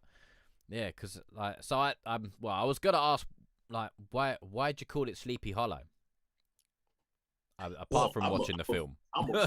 nah, but no, you know what though? Like, I'm, I'm fascinated. I'm fascinated with the whole Sleepy Hollow. Just like I'm fascinated with the Holocaust. You know what I mean? Mm. Um, so I have been like, that's a real place, right? Yeah, I've heard. I've not been or anything. Yeah, like so it's like literally Terrytown, New York. You know what I mean? Mm. It's a real myth, Yeah. and where shit do happen. I ain't saying it's me or anybody else or like that, but it's a real myth. So when I start dropping the videos and everything, you're literally going to see me there. Like so, I'm fascinated with the whole mythology of it. Um, and shout out to my boy Supreme Almighty too, because he produced the horseman rides is another track that's gonna be coming out around the Halloween time. Yeah, yeah. Off the album too. But it's that mythology from the movies to the TV show to the books. You know what I mean? Like I just like weird shit. Like it really sticks. You know It's what I the mean? yeah, it's the like you say, it's the myth, like with the myth of it, like is it, isn't it, sort of thing. Is it, I like I quite like Greek mythology. You know what I mean? I may not be the biggest head on Greek mythology, but god I damn, love like some of that shit's I love weird. Greek mythology. I Just love Greek mythology. You know what I mm, mean? Like anybody who watches any DC or Marvel, they gotta like Greek mythology because that's what all the characters is based off of. mm, You know what I mean? Um, here's a clue for you. go on. I said I'm just gonna give you one piece of the puzzle. All right. Look at my. There's a video that I dropped years ago, Okay. right? And it's called The Resistance. Yeah. See, the topics go hand in hand. And if you look at the video, you see that we dressed up in a cowgirl's outfit, Hmm. right? Yeah. Yeah. I'm with you. And if you look at the background scenery, that looks like some shit that would be on Sleepy Hollow, right? Yeah. So I'm just giving you a little inclination right now Yeah. Yeah. Go on. to what, you know what I mean, the next visuals is going to be like. Okay. So I want y'all to think Michael Jackson, Bad, Moonwalker, and Thriller type shit. Mate, I won't lie. Thriller scared the shit out of me when I was a kid. Yeah, this shit still fucks with Like I'll tell you what. I can't walk. Like I can't. I hate listening to it in the dark, especially like if I've got to cross an alley or somewhere kind of spooky. Like I'll if and that song comes on, I'm skipping it. I don't care. I'm skipping it, and then I'll skip back and listen to it when I'm good. But yeah, it messes with me a little bit. Um, where was I? Where was I? Oh yeah. So with that, so what kind of come around for you to, you know? Hang on. Let me rephrase that.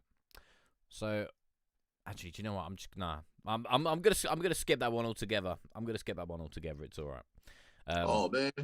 Well, because I was gonna talk about, I was trying to find a way to kind of bring in like your writing process and the things that you like to explore. But you did, but I you said also about water. but you also kind of answered it. So I was like, Yeah, I said about water. yeah, I said about water. Um, I don't do what Twist Flavor do. I tell you that shit. He he he be driving on a highway, fucking writing in notebooks while he's driving, listening to okay, be like, bro, keep your hands on the steering wheel. I don't do that shit. Um, I get a. Sometimes I'm gonna be honest with you. It depends. Like if I'm in a relaxed mood, I'm going by the water. yeah, If 144 here with me, I'm writing on the spot because it don't take me long.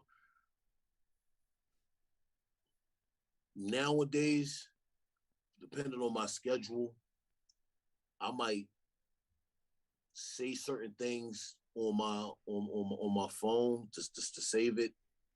I ain't gotta type it, just use the voice memo hmm. and whatnot. But it depends what mood I'm in and how much time I got. Yeah, Then some days I'm just sitting here in the studio, you know what I mean, for hours, just listening to the same beat and you know what I mean, let it talk to me. I don't rush a process. You know what I mean? That's the beauty of having your own shit too. You ain't gotta rush. yeah, You know what I mean? yeah, yeah. So as a, I'll give you another question now. Give you another question. So you know, I know that you come from, you come from a musical background. with your brother being Buddha monk and your dad being a DJ and stuff, and other family members. So and you have a lot, as you said earlier, you like to listen to a lot of different music. So what genre would you, if you, I don't know if you would, or so let's say if you wanted to, would you kind of like to dabble in next if you were going to? I dabble. Well, see, that's the thing. I have tried other genres. I have done rock songs without me screaming, like the death metal shit. I Yeah, have, you know what I mean? I did like hip hop rock. I have done EDM, song called Sanctuary. Um, um, my soul on paper, I did that with Audio FX from the UK. yeah, Um, right now, I'm gonna be honest with y'all. I'm like I write songs for other people. hmm. You know what I mean? Right now I'm on some Taylor Swift pop shit right now for artists that hired me to do some writing. You know what I mean? So it's Nice, like nice. this whole Sleepy Hollow album is basically built off of Afro beats and hip hop. Yeah, I like to infuse shit. You know what I mean? You want to hear some EDM in it? You probably hear some rock in it. Um, Shout out to my brother John for Slow Kill. You know what I mean? hmm. You know, they like I'm open to all genres. Like I respect every genre. You know what Yeah, I mean? You'd be surprised how much little hip hop I listen to. Be honest with you. Like yeah, I was in here listening to Roxanne. She's got the look today. Like, like you know what I mean? yeah. Send me a bad fact because I've been like today. I just been in my '80s rock. So I was listening to the "Send Me an Angel" by Scorpion and all that. Yep. You know what I mean? So um, I like to work in all genres. Like it doesn't. Long as I'm able to be me and have my creativity to add on to those genres, then that's what I'm gonna do. You know what I mean? Nice, nice. So kind of staying with that as well. Like, is there anyone that you'd like? Well, either anyone that might like just that unfortunately has passed, or and anyone from present. Who would you want to collaborate with and why? From any genre, could be anything.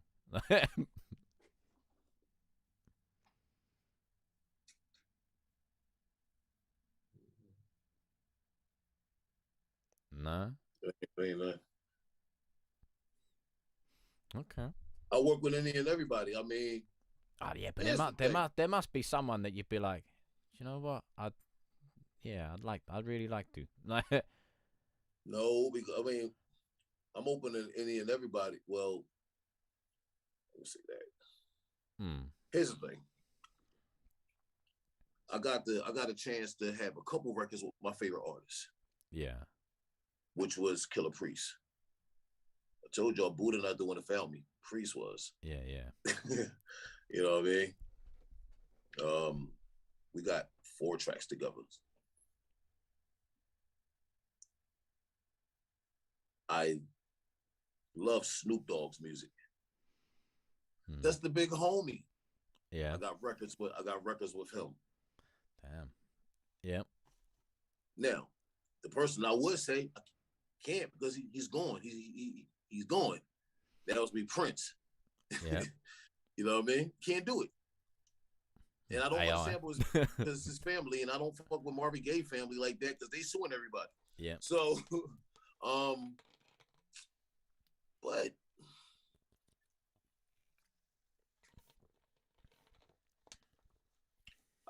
I'm I'm I'm willing to collaborate with a lot of people if it makes sense. Yeah. Yeah. Yeah. That's If you so. listen to so watch this, if you like old school music, I ain't talking about hip hop. I talk about that 60s, 70s pop feel. Hmm. You heard my song, Everything Is All Right. Yep. That's the Intruders. Yep. Yeah. I heard You you. know I what I heard you mean? say that on another one as Yeah, that's well. the Yeah. that's the Intruders.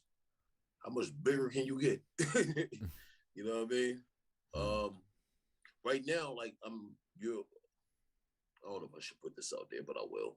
I'm politicking with Sean Rivera from the group As Yet. Yeah. You know what I mean? Like that's like because I'm an As Yet fan. So when I found out, like I met him at the music conference. Rob Schwartz told you everything comes back full circus. Yep. You know what I mean? And he was cool. You know what I mean? We busted up. We chilled the whole weekend. So right now, that's something that's on the table. You know, Nice. Nice. but outside of my 144 family or the Brooklyn Zoo or Zoo Bullies, they, they, you know what I mean. I wanted to do something with my brother Stunner TNG. We just Yep. did and released a song called Ghetto. Yep. You know what I mean? Nice. So yeah, it's not like I don't want to work with people. It's just that when you ask the question of who you want to collaborate, to me, I collaborated with the best of them already. You know what I Mm. mean? And Yeah. I'm gonna be honest with you. I love working with the common, like I'm not gonna say common, but the everyday artists. Mm. You know what I mean? Yeah. Yeah. No, I do. I can definitely understand that. I can definitely understand that.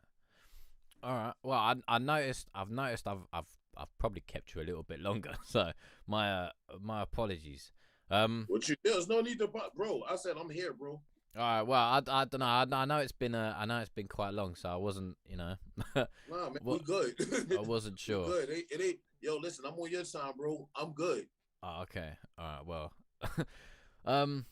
Uh, yeah. So there was another little thing I was curious about. Although I couldn't really find anything on it though. But you did mention it in your live on Monday. Was the like the Warm Hearts LLC? Is it Warm Hearts LLC? And Mhm. giving back to the community and stuff like that. I wonder if you could just explain that to me a little bit more, if that's all right. Well, what it is, started um 10 years ago. Um, started in the Poconos of Pennsylvania. Mm. Um, Suzanne Marie helped start it with me, and I said I want to do something different. Like it can't just be this. Yeah. Like there has to be a give back. So we did a clothing drive for women, for abused women and children Mm. that was living in the shelters. Now, the problem with the first one was the day that I was supposed to go back, like I was supposed to go up there to help deliver the clothing and all that. Yeah. I found out I had sciatica Oh damn. 2 days prior, and I didn't know what it was. I just knew I couldn't move the bottom half of my legs. Like I had to crawl everywhere, which is Jesus. weird going to the restroom. So, um, That's crazy, man. but I don't like. Listen, when I say I'm gonna do something, I like to stand firm of that's what I'm going to do. Yeah, you stand firm on your So we word. did. Yeah. So we did it again, and this time I made sure I was there. And it's been going. We just getting it started right back up. Because now, like I said, it's a different game from before. Mm. You know what I mean? Like I knew things, but I didn't know the logistics of things. You know what I mean? Of Mm. how to run an LLC because it wasn't at that point in time. It wasn't LLC. Now it is, and you know, having certain documents, together, tax purposes. And I'm not doing it for the taxes. Like this is a tax break, guy. It's cool. That's not why I'm doing it. You know what I mean? Mm. But now we putting together not only the clothing drives, but doing doing little free concerts and whatnot. Bring hope to people. Yeah. Um, about 4 years ago, maybe 5 or 6. Who knows? Time flies. Me and Fire Nation did the Ronald McDonald's house, Mm. where we took 100 coloring books and 100 packs of crayons. We sat there. And it wasn't, it wasn't a big turnout, but it was a good turnout. You Yeah. know what I mean? Because that's private. So we was in the play, activity room, and we just colored. It wasn't about the music. Hmm. It was about them youth having a joyous time at that moment, and something that they can remember for the rest of their life. Yeah, a memory. Yeah. Yeah. My I don't know if you just saw the chat, but Mike just wrote in there, first show we did together. First show we did together here was to raise money for a local family in my town. Man has a great heart, one of the realest souls you'll ever have a chance to meet. Yeah, and that's why that's why I like Mike. I like Mike. Like with Mike, like his heart. He doesn't understand his heart is his strength Mm. because yeah, Mike, I'm gonna put it out there. He doesn't realize that his heart is his strength, right? And when I say that, it doesn't matter what we've been through as people, Yeah. right? When you're able to overcome because you understand already, you know what I mean? Yeah. And you're starting to do things selfless, right? Because he's very selfless. He will give you the shirt off his back. Mm. He throws charity events in his hometown. Nice. He has to understand that's his strength because he's not doing it for Yeah, hey, look what I did. he's not doing it for him. You know Yeah. what I mean? Mm. Mike is literally doing it because he understands and he wants to give back. You know what I mean? And that's like yo, me and Mike had a conversation. Me and Mike had a conversation right after the show, and I seen his whole outlook, right? And we got to know each other over that weekend. Mm. We built, we got the chance to build, kick it, and all that. Yeah. I remember driving home from the event, and I was like, "Yo, you got a brother." You know what I mean? Like, I was like, "Yo, you my brother now, bro." And his main thing was, shit. We had a lot of conversations, yeah. But I was like, "Yo, I'm like, I said, like, yo, I said, nah, you bro, like, I don't worry about everybody else. Like, yo, you got a brother. Mm. It's how you need advice and a call. You just want to call or bust it up. Holler at me. That was 4 or 5 years ago. Yeah. Till this day. Now, Mike calls me this first week in 5 years that Mike has not called me. Like, I had a whole break up till the day, but Mike fucking called me. All right. And I keep telling him, don't call me before 11 a.m. Was like, I ain't had my damn coffee. Yeah. But after that, we cool. Did you see his message earlier in the chat when you were saying about going for walks, and he put in the chat, yeah, as long as it's after 11. Nah, I actually was speaking back about my walks. I do my walks in the morning, very early. But yeah, so like, but that's just again a testament. Like, so now, like, when he said that, and I'm telling you this with Judah Priest Warm Hearts and what we doing. And earlier I also said that I'm around like-minded individuals. You see how that ties place. Well, it's, you know what I mean? Yeah. Go on. Yeah. No, you got, you know what I mean? Yeah. So like this kind of individuals that I have, because we like mine, we have the same interests, you know what I mean? Whether it's the charity side or the music side or the personal side, like we have common interests. This is what else keeps me motivated. These are the people that help motivate me that I can motivate others. It's just I'm on my Mufasa. It's the circle of life. You know what I mean? Yeah. Yeah, no, man, I like that. Thank you for sharing. Thank you for sharing that. I appreciate that because I heard you talk. I heard you say about it, and I was like, oh, what's that? So yeah, no, thank you. I appreciate that. But yeah, so also that kind of ties in as well with like any. I know a lot of people ask this question, but any advice for like whether it's aspiring musicians yeah, we'll say aspiring musicians. Any advice for like people just starting out, or maybe getting to that bit where they're not sure. Listen, the first piece of advice I'll give anybody is you gotta understand what you're getting into first. Hmm. You know what I mean? If you just like so I do hip hop, do Yeah. rap, right? But I know the foundation. You Hmm. see what I'm saying? Yeah. I know who opened up the door, who kicked the door open. I know the elements. You know what I mean? Now I know the business. Hmm. You got to have that kind of consistency to work every day on learning something new about the genre and the craft that you're getting into. You know what I Yeah. mean? And the other one is just like, yo, just be humble. Like real talk.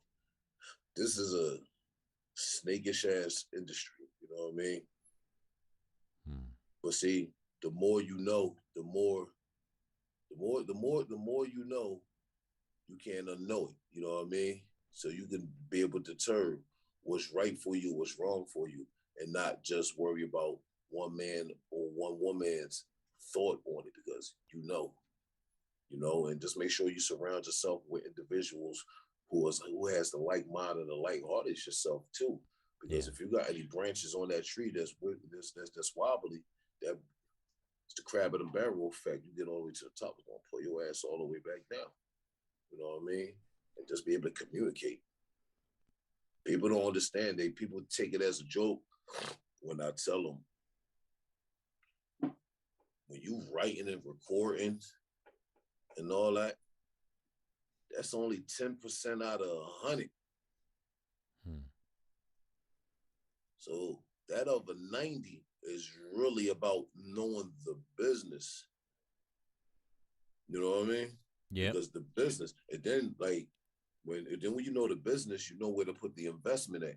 Y'all think y'all go to Fiverr.com paying $5, $20, $30, $40, $100 for some streams that don't fucking count. Whereas though you can just stack that bread, make sure your song's registered, make sure your song's copywritten, and then put it into a real promotion. Hire an SCO. Hmm. You know what I mean? Stop paying on to get on these dumbass local shows. The fuck is you paying for? Hmm. Now, if you were like, you know what I'm talking about, if you established, now if you starting out, I get it. But if you paying to get on the same shit, Hmm. it's like 15 years you doing the same shit. I don't do it. You know what I mean? Yeah. This is not. You're just handicapping yourself right now. Don't be scared to venture out of your home city. You Definitely. know what I mean? Then and the craziest thing is this: the shit that's going to protect you in the industry costs less than nothing, right?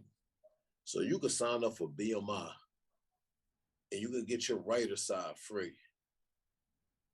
Hmm. You know what I mean? But then you got to pay 150 for the publishing side. Pay it. You're gonna make that. You're gonna make that money back. You know what I mean? In 4 months, Yep. right? ASCAP is $100, $50 for writers, $50 for publishing. Yep. The MLC is free. Sound Exchange is free. Song Trust is $100. Hmm. Yeah. And for all those artists that's on here, DistroKid does not have no fucking publishing company. That shit is not real. Okay? Go get some real fucking publishing. Yeah. Take the ISRC numbers and then like put them Nah. into the things. Yeah, but see, like even there's a manipulation to that, Yeah. right? But see, you got to be careful with it because if you use DistroKid, United Masters, and all that, if you don't pay that money, and Yeah. you They want to take the move song on down. Yeah. somewhere else, it takes it all down. Whereas though you go to CD Baby is up there forever, Yeah. right? Um, but then you take the ISRC codes off for that, upload the same music to Bandcamp, input the ISRC code, boom, you on a whole different platform streaming. That's straight up money.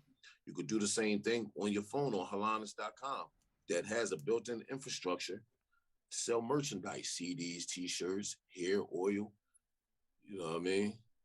You sell some other things in there, but you can get locked up. Don't do it. Yeah. Nice. Wait, who's this? The mic comment. Mike's always on the comment. Yeah.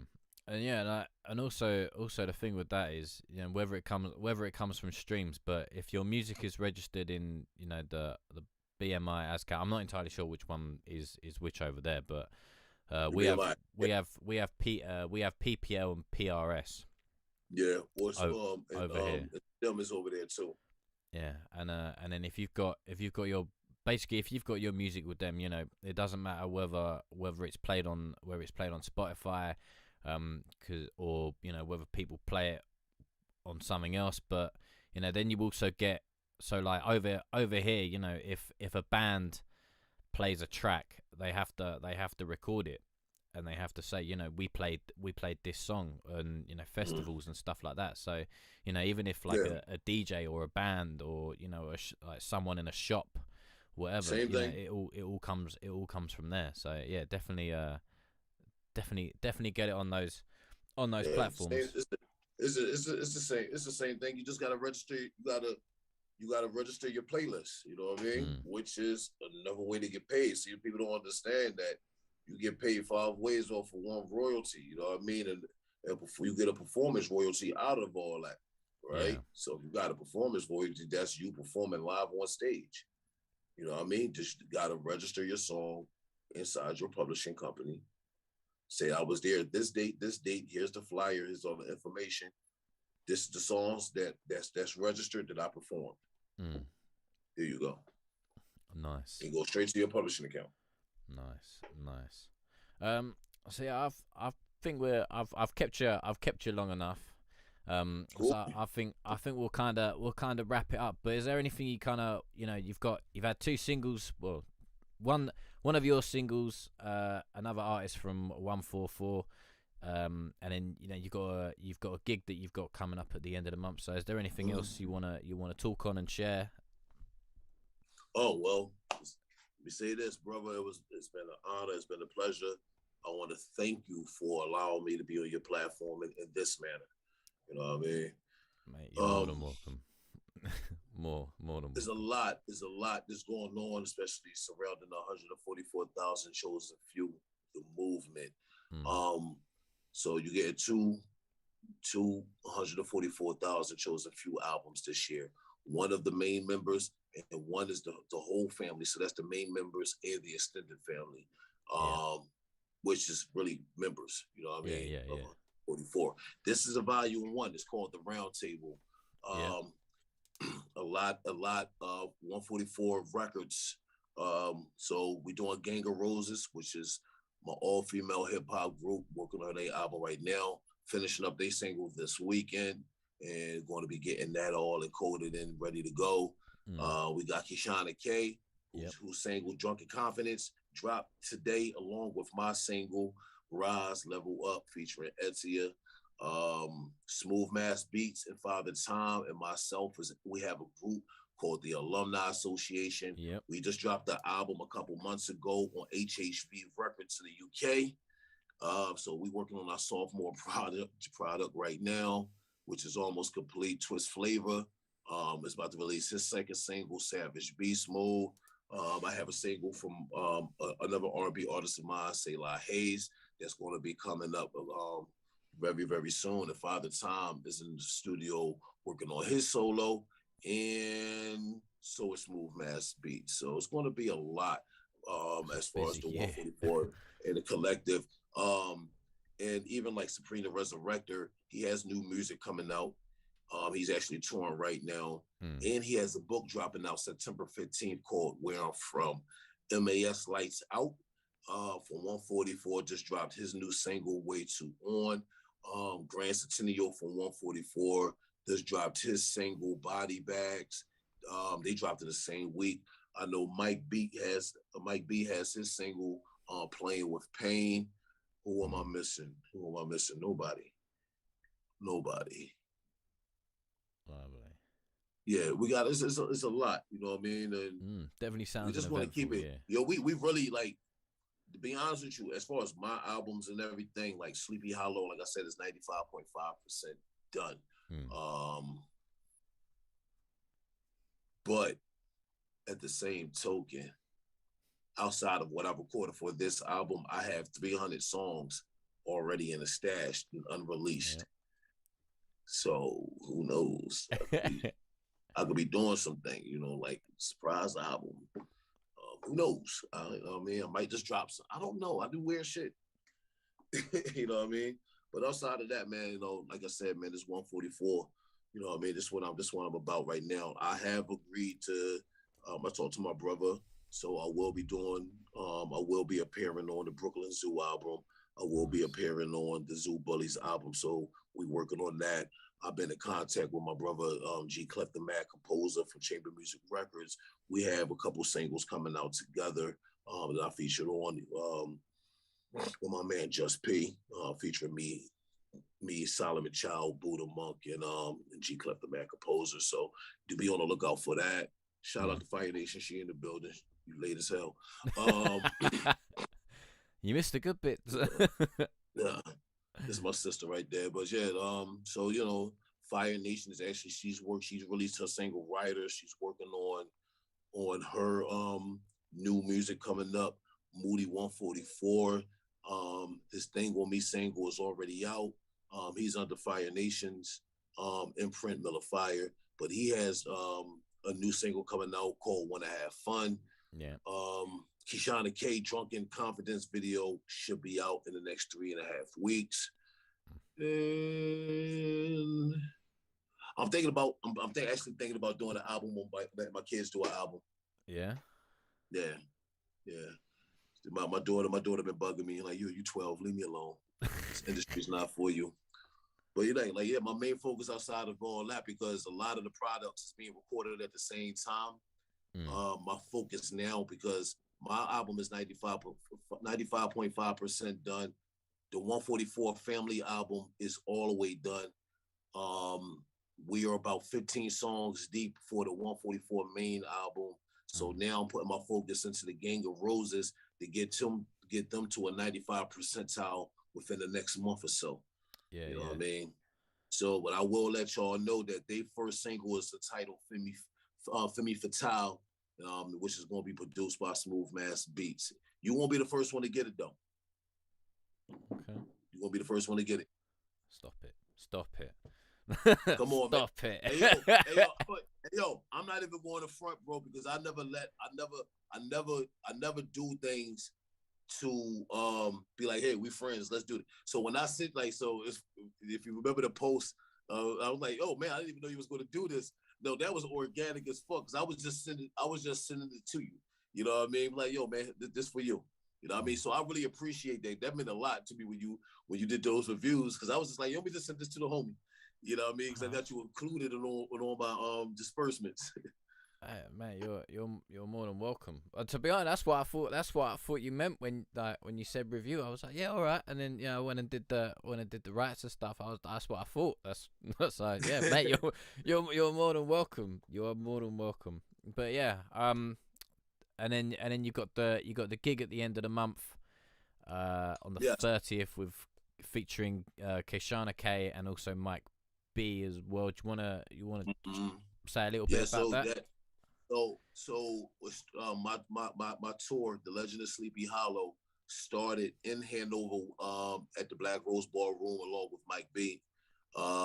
So the second show is coming up in Philadelphia, June 30th, at the Fire 401 West Gerard Avenue, Philadelphia, PA. So we got Kishana K on stage, MAS Lights Out, the real Mike B. A lot of the artists from Who Mag, Shireen, Sienna Cialis is going to be on there. The Insight, which is Divine Styles and Miss Jasper, they do poetry, is on there. My boy Sean Eric, who does soft rock and country music, like he's rocking on there. So it's actually a variety show. Nice. We got a group. There's a group, Resounding. They're a metal band. So they're going to be playing. So it's going to be a good variety show. See, I told you I do weird shit. Like I just, hey, why not? Little hip hop as much, man. But yeah, so it's a lot, and getting ready for this Canada and Dubai trip, and Europe trip later in the summer. So Lovely. Oh, thank you, mate. It's been an absolute pleasure. Also, shout out to everyone that came through the chat and has engaged and chatted away. It's honestly been an honor to have yourself, Judah, and have you guys in the chat. Yeah. So basically, we should hopefully be back tomorrow for a music review stream, 8 p.m. UK time, 3 p.m. Eastern, 12 p.m. Western. So again, if you do want to send in your tracks for tomorrow, the link should be at the bottom of the screen, hopefully. So for the lag of God at gmail.com. So that's where you can send your tracks. But just remember, small f, because if it's a big F, I'm not getting it. So small f for the lag of God at gmail.com. And everything will be all good. So I will see you tomorrow, people. It's been a pleasure. Salute. I appreciate you, bro.